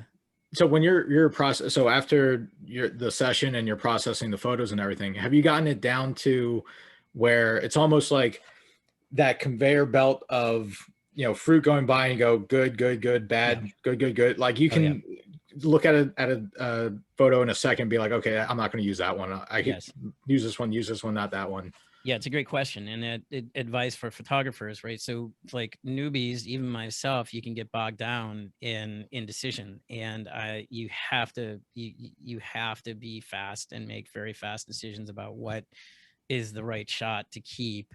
And because if that just takes too long, you're just going to be working for weeks and weeks and weeks on this stuff. So you have to be extremely fast. And then once you start working, like for me, I'm like, I can tell what the photo needs in terms of retouching very, very quickly, right? It needs a little bit of red. It needs a little bit of contrast, or it needs a little less contrast, or whatever. And so, you know, you're looking at, I mean, when you add it up, it's how many seconds per photo to get it processed and looking good. And that's where, if the light's terrible, if it's a red matte, you know, your seconds per photo that you're working on them go up dramatically, might double. And that means the amount of time ultimately for a big event might double. Especially if it's 5,000 shots per session. Yeah. Totally. It'd be ridiculous, but okay. So you know, like we were kind of getting at here and there, kind of, so I'm going to be a little selfish because like I said, I love photography. I have no real history of being able to, other than on my phone and sometimes with my point and shoot, you know, going abroad or going to cities or something, using my Sony point and shoot for things. For someone that wants to kind of get into maybe just as a hobby or maybe as a profession with taking photos and becoming a photographer, what kind of advice would you have for them just right out of the gate? Like when they make that decision, I mean. Well, it depends on what your goals are, and maybe set some goals. I mean, all of it comes down to repetition and passion, right? So you need to set goals. What do I want to achieve? And this sounds really like, oh God, I just want to take some photos and I want them to be beautiful, right? And so it sucks, but it's sort of like, hey, you got to start somewhere. You got to have a plan. You got to, what is it you want to do? So if you want to just take photos of your kid, and that's about it, or maybe the team, and you just want to hand them out, like get kind of the best gear you can get. Don't rely on, like, a lot of cameras will come with a kit and a kit lens, and look for a 70 to 200 2.8 lens if you can get it, whether you're Canon or Nikon or Sony or whatever. Try to get a good lens and good quality. So people will say good glass, right? So the lens itself, and then manage your expectations. If you're going to try to get this insane like action in poor light with a point and shoot camera, that might not be a realistic goal. But the good thing with wrestling, when we had hand raises, we start with a referee's position setup, right? They're going to be paused there for a second. Start with the hand raise, start with this thing, and then repetition. You got to like do it over and over and over again. So like, okay, after the referee's position, my kid likes to do a stand up, so I know he's gonna come up. There's a good opportunity to potentially like get a good shot there, right? And so it just builds on itself. And you gotta love it, and you gotta keep doing it. Like, it's not something that you can just grab a camera and be great at. You have to have passion for it. And then the last part is that artistry part, is being comfortable with a computer and downloading the photos and deleting the crappy ones. And you might only have 20 good photos, but that's 20 good photos, right, for a day. I mean, that's not bad. And and just build from there. What software do you use for editing and things like that? So the first piece of software that gets the files is called Photo Mechanic. It's kind of a small esoteric thing, but it allows you to scroll through the photos incredibly fast. And so that's where I'll be like, winner. And then it's not, and then that's also the software they use to caption it. So then part of the work is going and getting the text files for who wrestled whom in all the rounds. And it takes a ton of time to caption, and just grab that and put that in who's wrestling. And then after I do all that, I'll bring it into Lightroom. So Lightroom is the Adobe product that is like the fast photo processing. Other people will just automatically bring all their photos into Lightroom, and I think it's too slow. So like, I'll use Photo Mechanic for the first phase of like editing and stuff. Okay. And so I'll be a little selfish here. So I was looking at possibly, maybe taking some photos and trying to get into that realm in a sense of like, because I think it's fun. I think it's fun. I think it's something very interesting. But I think I've heard you say, like, don't skimp on the equipment. Like, if you can afford the equipment, the good equipment, try to get some good equipment, things like that. I'll throw a thing at you that I was looking at, like a Sony what was it, out A6400, something like that. So what would be your take if someone's looking at maybe kind of a mid to high range priced camera that has never shot before? That you've never shot before, you need to learn how to shoot. Take it everywhere you go. Shoot every kind of environment you can. Take it to a dinner party and say, hey, I'm gonna, like, what's low light look like? Get, practice on making sure the light is behind you and on your subject. And, just it's photography is something you can study, right? And so shooting and getting to know the camera very well is important. Like, it's funny, Canon Canon reaches out to all the Olympic photographers and is like, we'll lend you any piece of gear that you want at all. Like if you want a cool. 600 millimeter, well, but I'm a Nikon guy and I bleed black and gold. And so I said to the guy, I was like, hey, you know, thanks, but I there's no way I would walk into the Olympics shooting on a camera that I've never really known. I mean, Nikon, I know intuitively and instinctively. Canon would be like, everything would be backwards. And so I'm like, thanks, but no thanks. And part of my thing is like, I want my own gear, but yeah, I wouldn't even consider it. Even if they're like, you could get 4 of the top of the line cameras and all the lenses you wanted. I'd be like, I can't do that because I need to not think about my camera when I'm shooting. Right.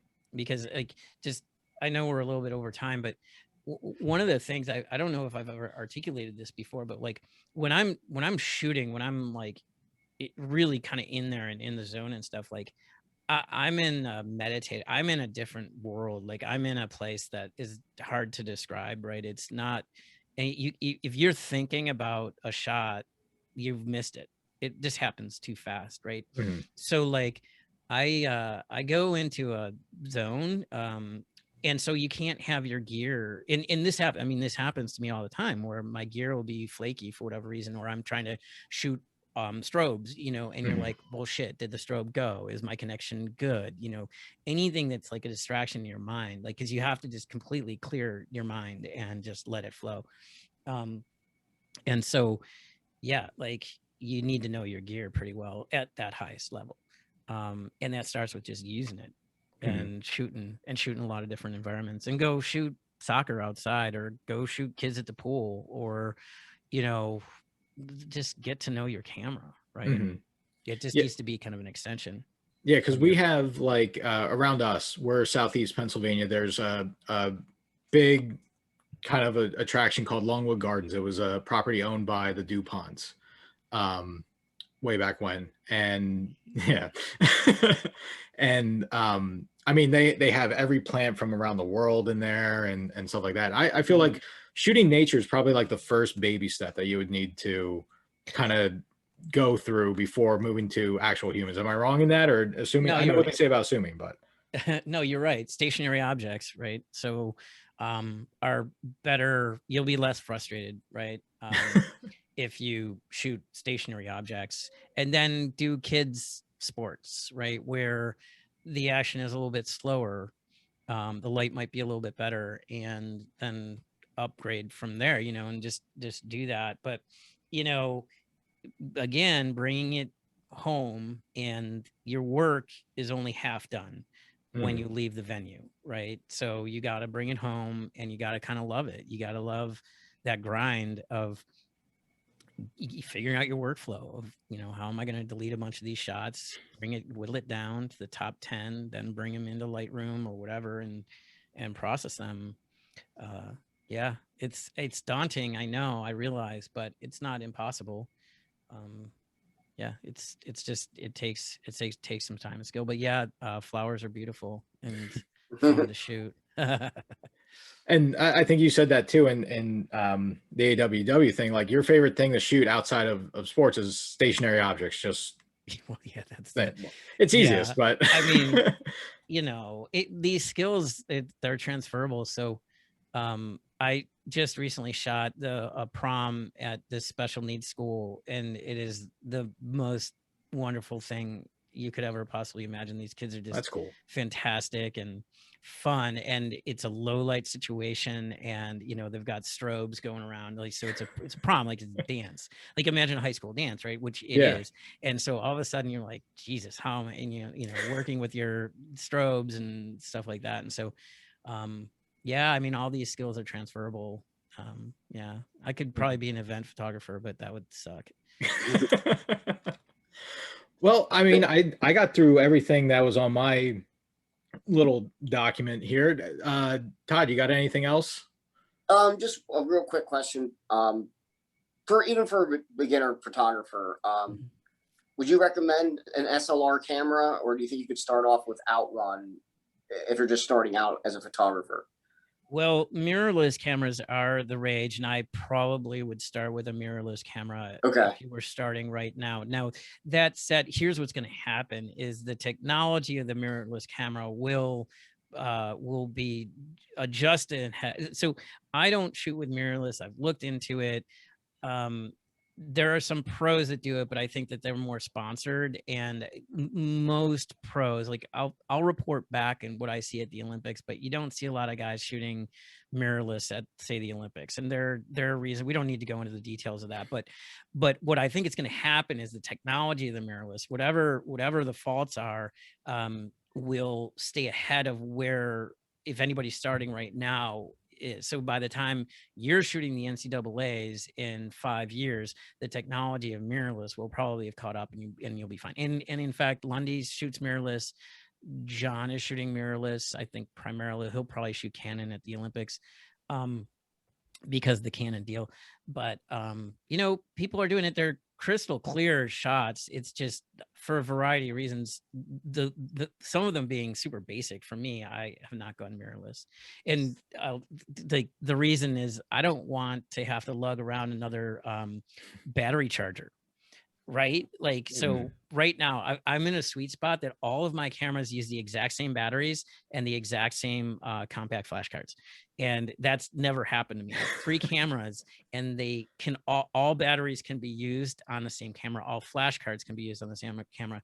So if I introduce mirrorless, all the peripherals, the batteries, cables, card readers, all that stuff, I have to cart that around with me, and so it's just not worth it yet. But I was talking to Justin Hawk just in Serbia, or not in Bulgaria, and I had an aha moment, not quite as powerful as the one before, but I was like, I don't have a vacation camera.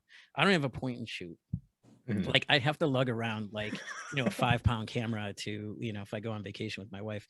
And so I think my toe in the mirrorless water will be to get a camera to take on vacations and stuff. And then I'll bring that to some high school tournaments, some smaller stuff that is local that I can drive to, that I don't care about how much gear I bring, and kind of test it out that way. I think that's good. So do you use SLR camera right now? Is that what you? Yeah, it's all SLR. Okay. Yeah, 3 of them. Yeah.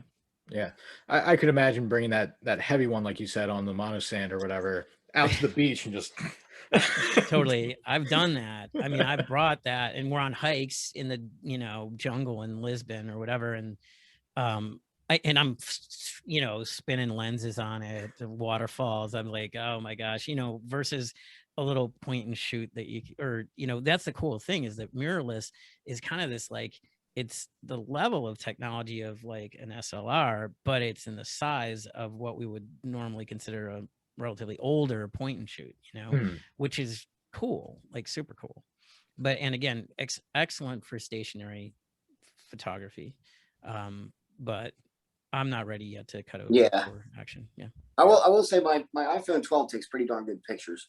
Dude, that's the thing. The funny story, on my honeymoon, I forgot a camera. Like, we were so harried, I was hungover, and we're on an airplane, and I turned to my wife and I said, I forgot a camera. And she was like, what'd you just say? And I was like, I totally forgot to pack any camera. And it worked out great, because I think there were iPhone 11s at the time, and I used that and got great shots. And so you're right. The new phones, their cameras are fantastic. It's amazing. My first phone was the Nokia brick that you could play Snake on. And it's upgraded all the way to this, that you can, I forget what comedian said, but I can launch a missile with this phone now. Totally. This has more than the shuttle that made it to the moon. Yeah, by a lot, by like a way lot. They didn't even have like a megabyte. I know. Like 500K or something. It's funny, what my family loves watching the Goldbergs, that show, because it takes part like right in that era of when I was born and everything, and it's Jenkintown, it's right down the road and everything. But they talk about, oh yeah, floppy disks. Yeah, if you touch the tender insides, the floppy disk was gone. You can't use it anymore. It's forever lost. Stuff like that. One other thing I wanted to touch on that's kind of outside of photography that I think is really cool is your mentorship with the Home Mat Advantage with Sam and Jude. You want to talk a little bit about that? Yeah, it's fantastic. I mean, I didn't sit there and say, now it's time for me to mentor some kids in like wrestling media and life. But they really impressed me. And so I'd listen to their podcast and be like, these kids are special. And they probably would love to go to USA Wrestling event. And so maybe I can help with that, kind of in the same way that John helped me, maybe I can help with that. And so I sent them this long-ish email to them and their parents just to make sure that it wasn't like some weird guy, like, communicating with them on the internet, but yeah. and included my wife and talked about my family and my, all this stuff. And it's been really great and super fulfilling. And they're just fantastic kids.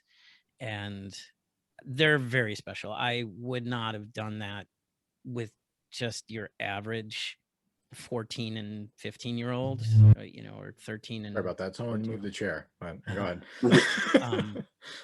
I wouldn't, they were clearly, way more mature than, and Sam's gonna go. I mean, they're both gonna go really far. But yeah, just hearing Sam and his enthusiasm at the Southern Scuffle, I was like, these kids, are gonna do good stuff. One cool thing, I'm going to Fargo for the first time ever, which is just, your brain will explode. Like, how have I never been to Fargo? And I think that's the first place I'll get a chance to shoot them. I've never photographed them. Really? Yeah, I was gonna go. I wasn't able to make it where they've wrestled, particularly because I'm on the West Coast and they're on the East Coast.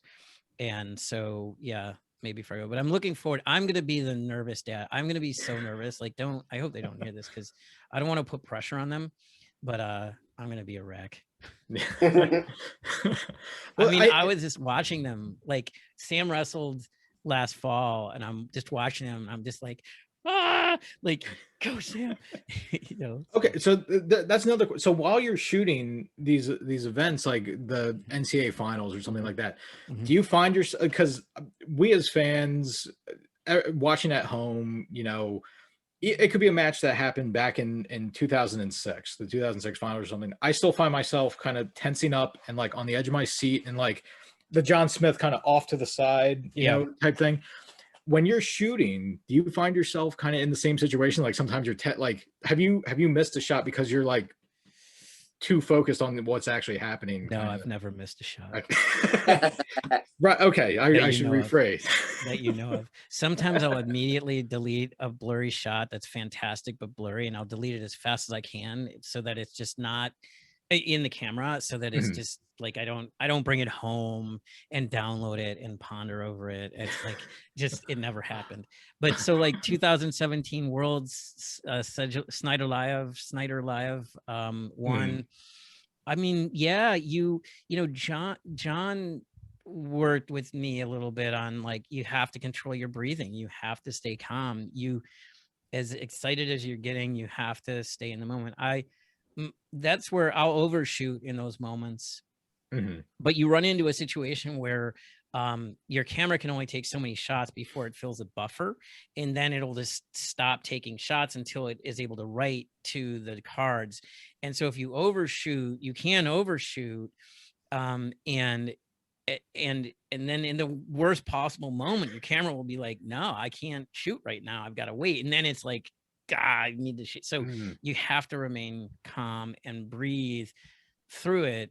He's excellent at that. I get a little excitable, but yeah, no, that's part of it, right? Is trying to keep keep breathing through it, keep your heart rate down, and get those shots. But man, some of those moments, it's hard to do because I am right there. I mean, and then you're on the front lines, you're right. Well, think about the Olympics this year without any fans. Who are they going to turn to? They have to turn to me. I mean, I'm going to be their only fan besides their coaches, right? Hi, right? Like, so no, I did think about that. Is just like I can't yell. It's just not allowed, and it's just bad form. But man, you want to yell encouragement or whatever. I mean, they'll know I'm there. I hope that this sounds super selfish, or weird, but I hope that they take the tiniest amount of comfort that a friend is there and a fan, and someone that loves them and wants them to do well. Hopefully, because normally they'd walk out and they'd look up into the stands and see their family, right? And so part of me, maybe this is selfish, I don't know, maybe it's weird, hopefully it's not either, but hopefully they see me and there's just a little spark of recognition, and it's just like, let's just bring this home, and it's just another match. Has it been different without fans there? Like, is there a different feel to it, or is it still, my job is to take the photo on the mat, kind of?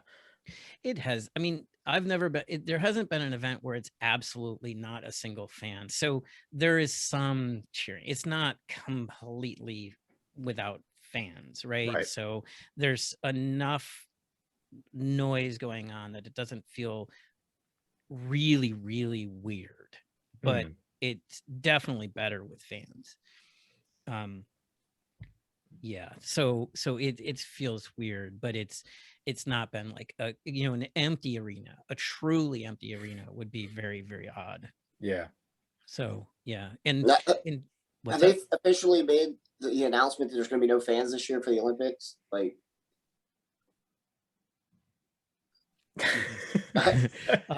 that's an allegation. So, yeah, that's right. There are no fans like from foreign countries. So what they haven't decided is, will they fill it with Japanese fans? And they're going to make that decision in June.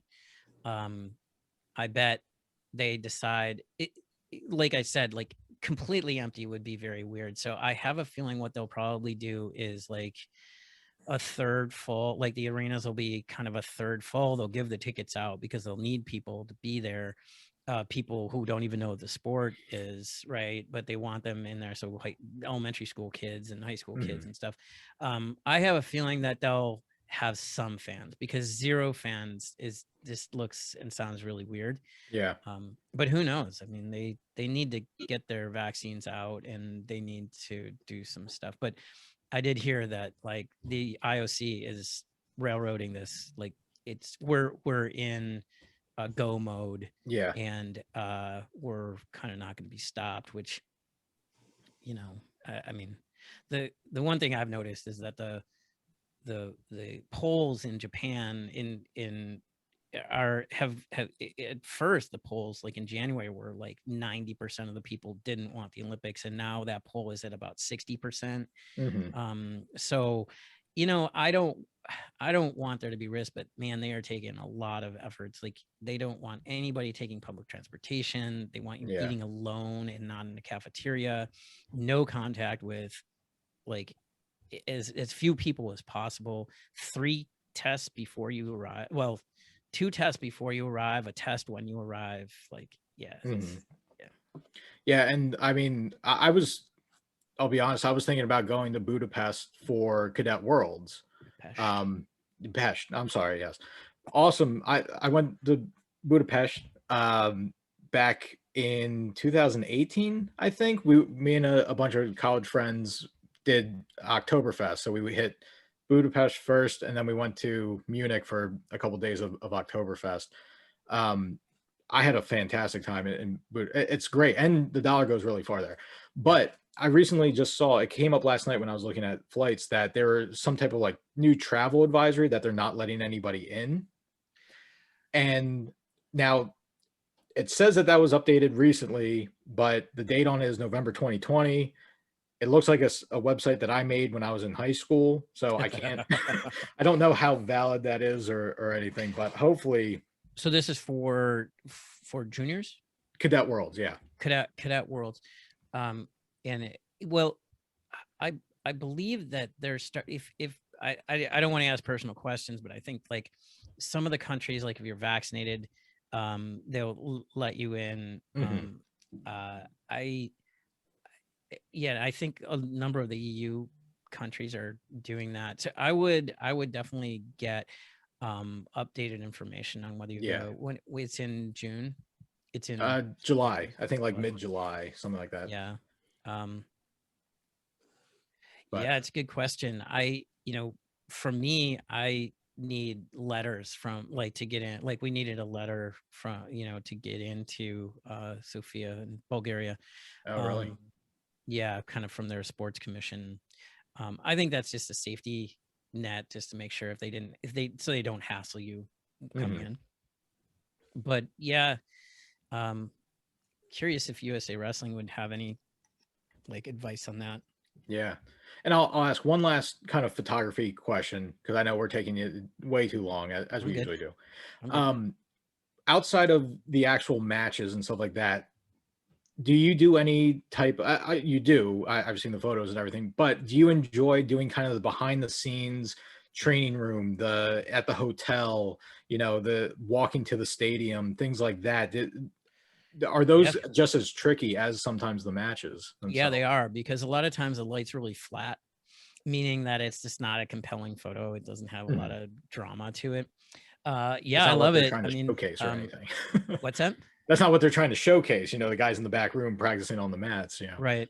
It's definitely become more popular. I don't know who did it first. I know I was doing some of that. I know Kadir at UWW really enjoys doing that. I'm not sure. I don't know. It doesn't matter who did it first, but it's definitely like popular to do now. Justin's incredibly good at it because Justin Hawk has um he's just so wonderful and warm, and the athletes really like him. Mhm. I mean, I think they like me, I don't know. But but yeah, it's fun, it's hard, it's harder than you would think, because again you have to try to find, well, what's a compelling photo. There's a lot of artistry in the post processing with that. Like a photo of Burroughs walking down the hall out, toward the arena, right? If you or I took that photo just, and then posted it, it would be like, well, that's kind of boring. And so you have to like really kind of trick it out a little bit and get some Mhm. drama out of it, right? Um, so yeah, I mean, it's fun to do the behind the scenes stuff.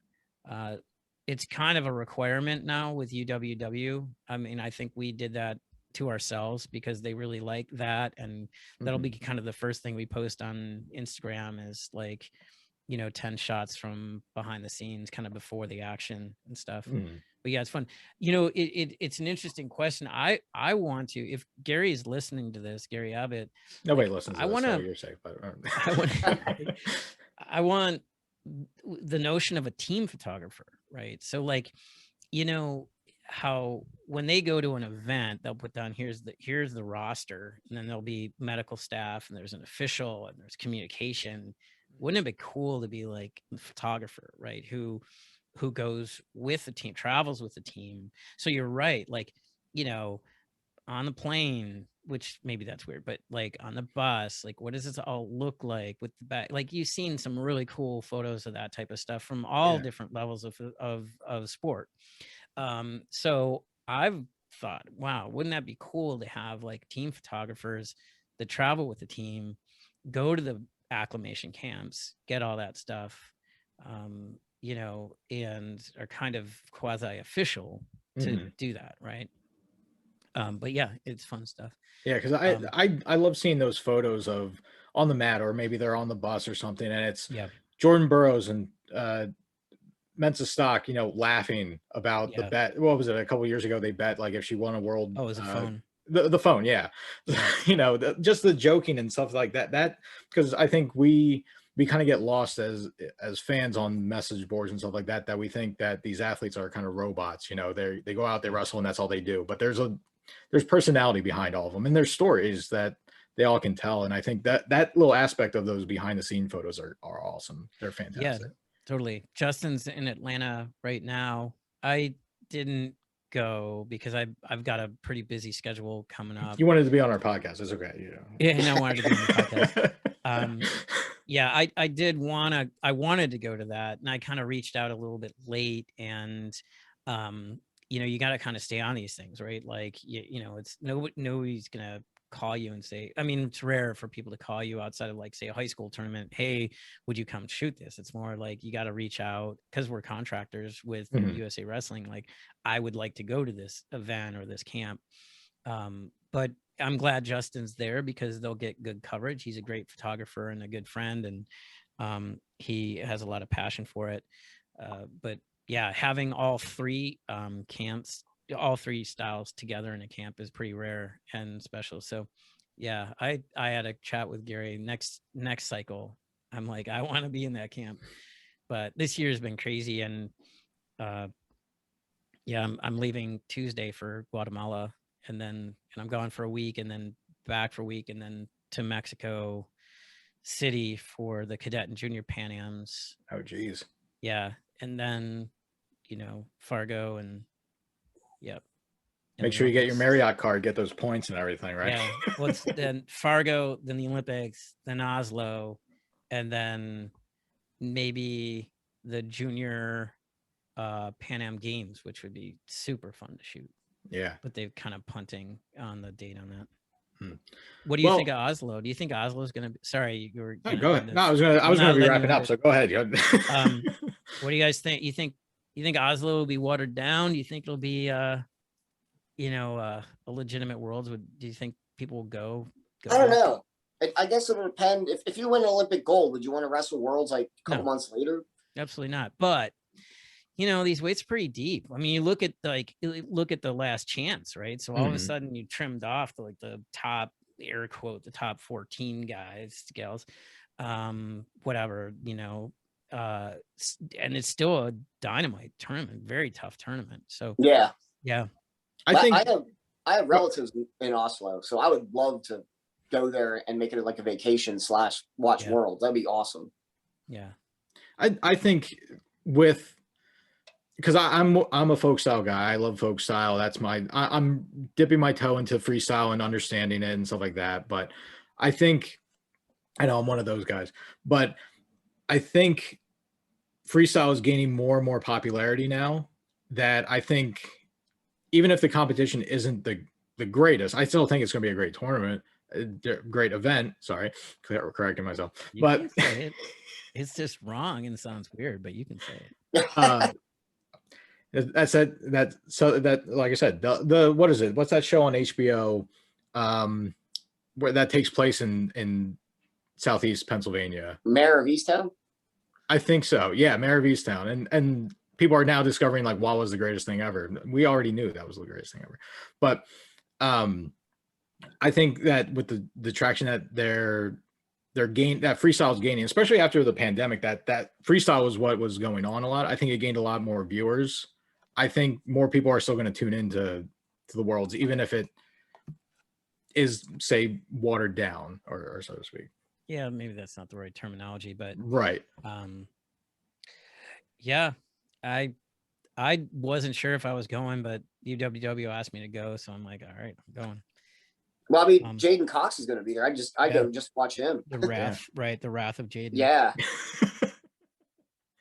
Well, we kept you way too long, but we usually do 3 random questions at the end. If you have a couple more minutes, is one of them, should there be a push out rule in collegiate? And we can, if it's drawn, it's not in there, but if well, what do you think of it? What do you think of a push out? Yeah, rule? Absolutely. And I think it's totally ridiculous. I'm kind of with Askren on this. Like, I think it's ridiculous to say like, we don't want it to be a sumo match, or we don't want it to be just like a push and shove match. And it's like, come on, that's not what's going to happen. And the current rule set is too esoteric and weird and like action. Half the time, like, well, why was that action out and the last one wasn't? And Ben on FRL today was just sort of like, the reason they allow them to do action is that a kid could get disqualified in the first period because he just stepped out like 4 times. Yeah. And they don't want to have to face that. So yeah, no, there should be a step out rule. Absolutely. Yeah. I think I like a warning first, like a stalling warning first, and then point after that. I like that. That's cool. Yeah, I think there could be some type of modification to fit folk style like that. I always thought that, like most things, the rule I think is made with great intentions, and I think if it were followed to the letter, it would be good. But not every ref calls it the same, and it causes a lot of controversy and a lot of issues. So if they could get on the same page of it, maybe it works better, but that won't happen probably. Yeah. Plus a square mat. Add Yes. square mat and a push out. Oh yeah, math. I helped you guys out there. Yes, Yeah. thank you. I did not know that. Yeah. 27% is a lot. That's a lot more wrestling area. That's a really cool idea, man.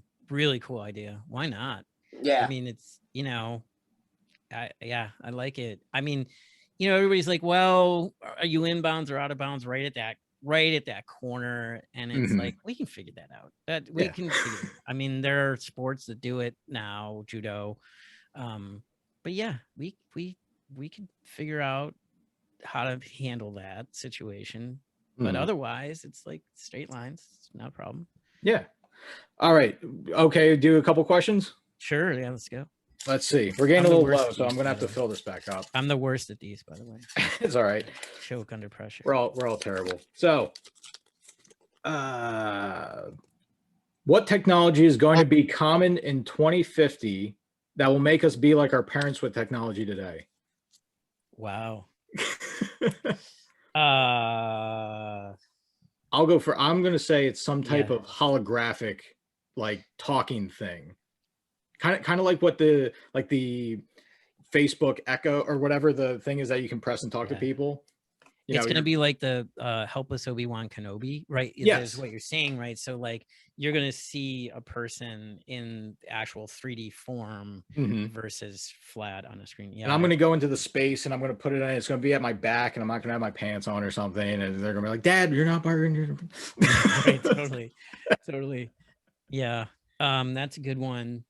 I think car technology is going to go a long way. I think that, imagine where the phones are going to go. I think they're going to get smaller and smaller and be, like a little bit more embedded. I think that the whole notion, like they kind of had a failed start on the glasses that kind of are the your phone, that kind of technology will go very far. Yeah, those are good. Cars are getting more and more as like mobile computers than they are automobiles, it seems like, Yeah, totally. The self-driving stuff is scary. Have you been in a Tesla? I've been in a Tesla, but not in the self-driving mode or anything like that. It is heart attack city. My wife's brother had one, and it was a little bit of a windy road. And what he said is that the car, when it decides to, it takes turns late, which for me, I'm an excellent driver. I just need to say that. No, but I had a partner who she wasn't an excellent driver, and she would take turns late, and I would have these mini heart attacks, like, oh, we're going over a cliff, right in the like really finite like microseconds. You held on to the shit bar. Yeah.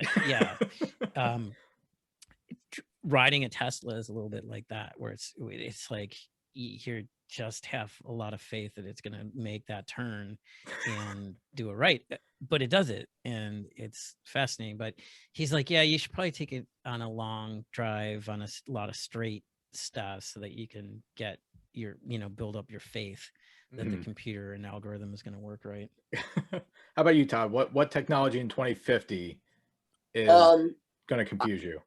I think the entire transportation technology, like basically for the last 50, 60 years, cars go between 55 and 85. I think self-driving cars and going much faster is coming. So I think people are going to look back like, oh my God, you guys drove 65 miles an hour.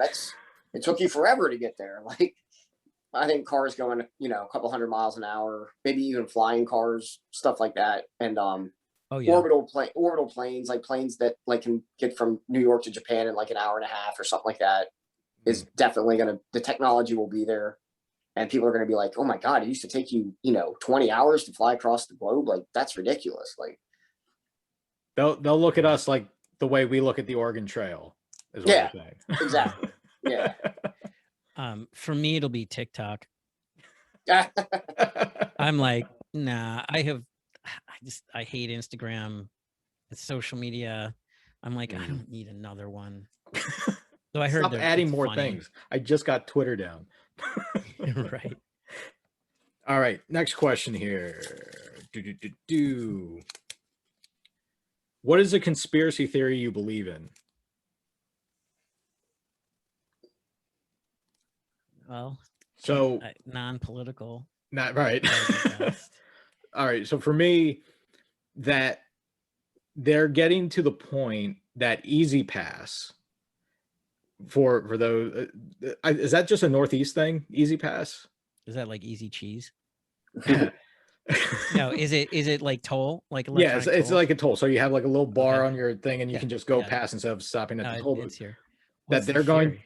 that they're going to write you tickets for speeding based off of when you enter the Easy Pass here to when you exit here. It's 60 miles. If you're going 60, you should be there in an hour. But if you get there in 55 minutes, you are obviously speeding. So we're going to give you a ticket. I think it's coming. Call me crazy. I mean, it's really, that's super easy technology. To, right? Yeah. They could even have markers. I mean, they could have markers along the way, and like you went from mile 50 to mile 51, and you were driving 80 miles an hour. So they could do that if they choose to do that. It would be lucrative at first, but they piss a lot of people off. Oh yeah. Well, up in New England, I think they've, for the most part, they've gotten rid of like any man toll booths. Like it's all Easy Pass. Yeah, so no, totally. That's super common here now. All the main bridges there's no humans taking it, and if you don't have Easy Pass, they take a photo of your license plate and send you a bill. It's sitting at your house for $6 or $7 that you have to pay, like the toll authority. Yeah. I will say this. I've been through several of the I don't have Easy Pass, which I need to get, but I've been through several tolls, and they said, like, we'll bill you, keep moving. I haven't gotten anything in the mail.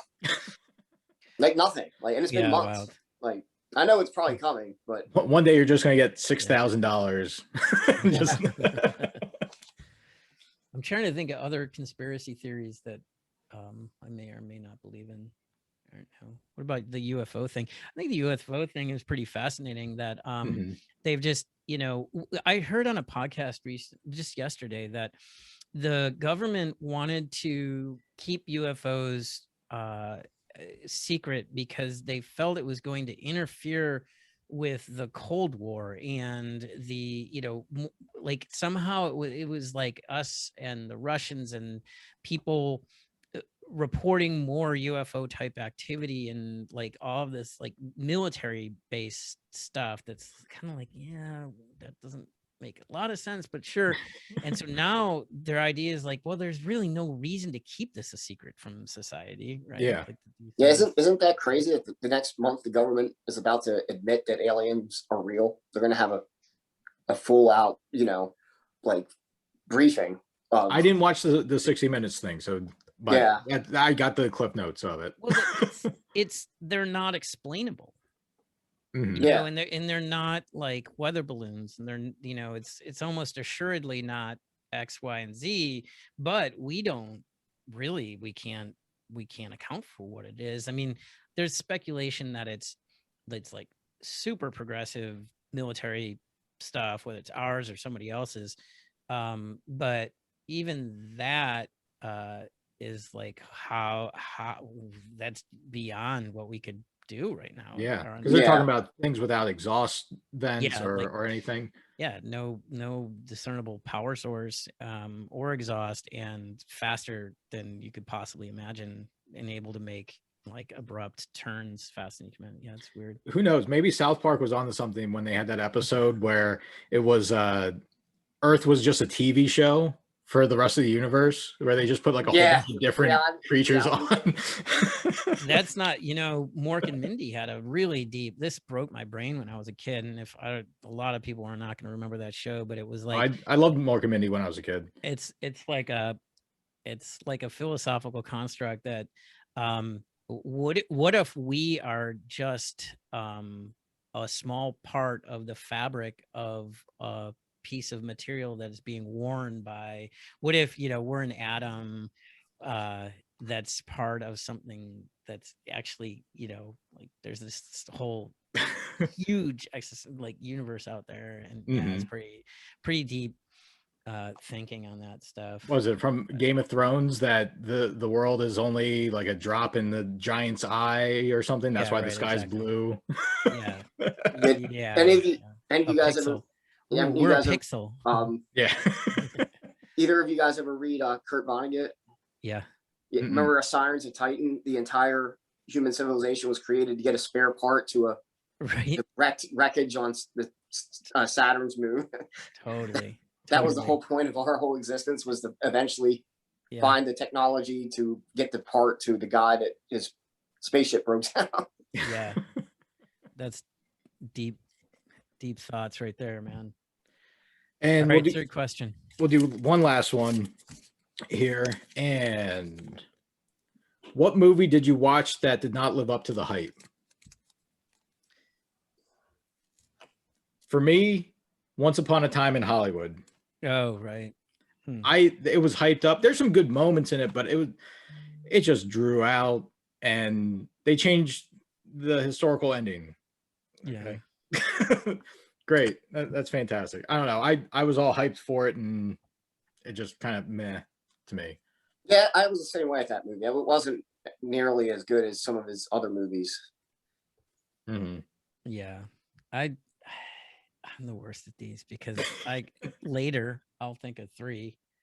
But I curate movies pretty well. But yeah, I don't know. I don't have one off the top of my head.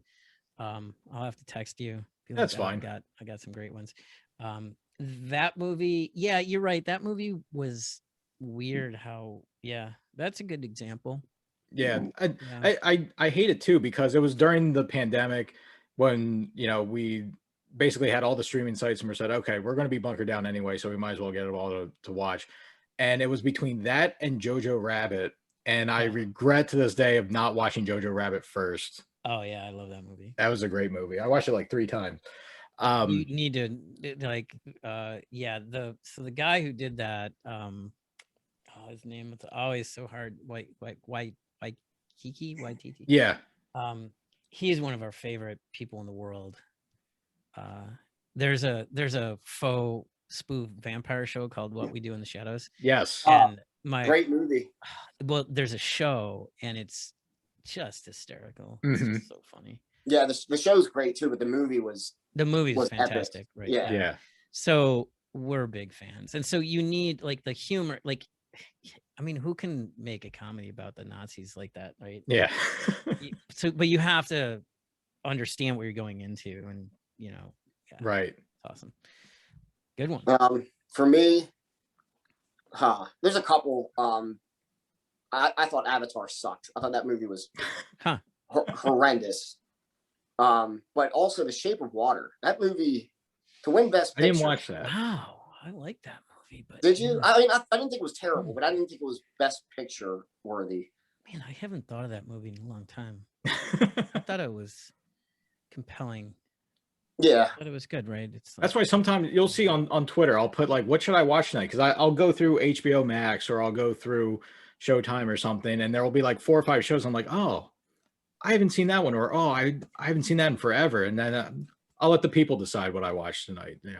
Yeah. For me, it has to be Avatar. I mean, people were telling me that movie's the greatest thing they've ever seen, and I went and saw it, and I said, it's basically Dances with Wolves with blue people. The same story. Yeah, it was the visual technology was like the thing with that movie. But if you take the visual part out and just watch it as a movie, no, it's terrible. Yeah. Well, Tony, we've kept you way too long. Thank you for joining us. Where I'm sure the people know where to find you, but in case they don't know for some reason, where can they find your great work? Well, the website, just type in Wrestlers Are Warriors. It will bump you to a Smug Mug site, which is really fine. So it's wrestlersarewarriors.com.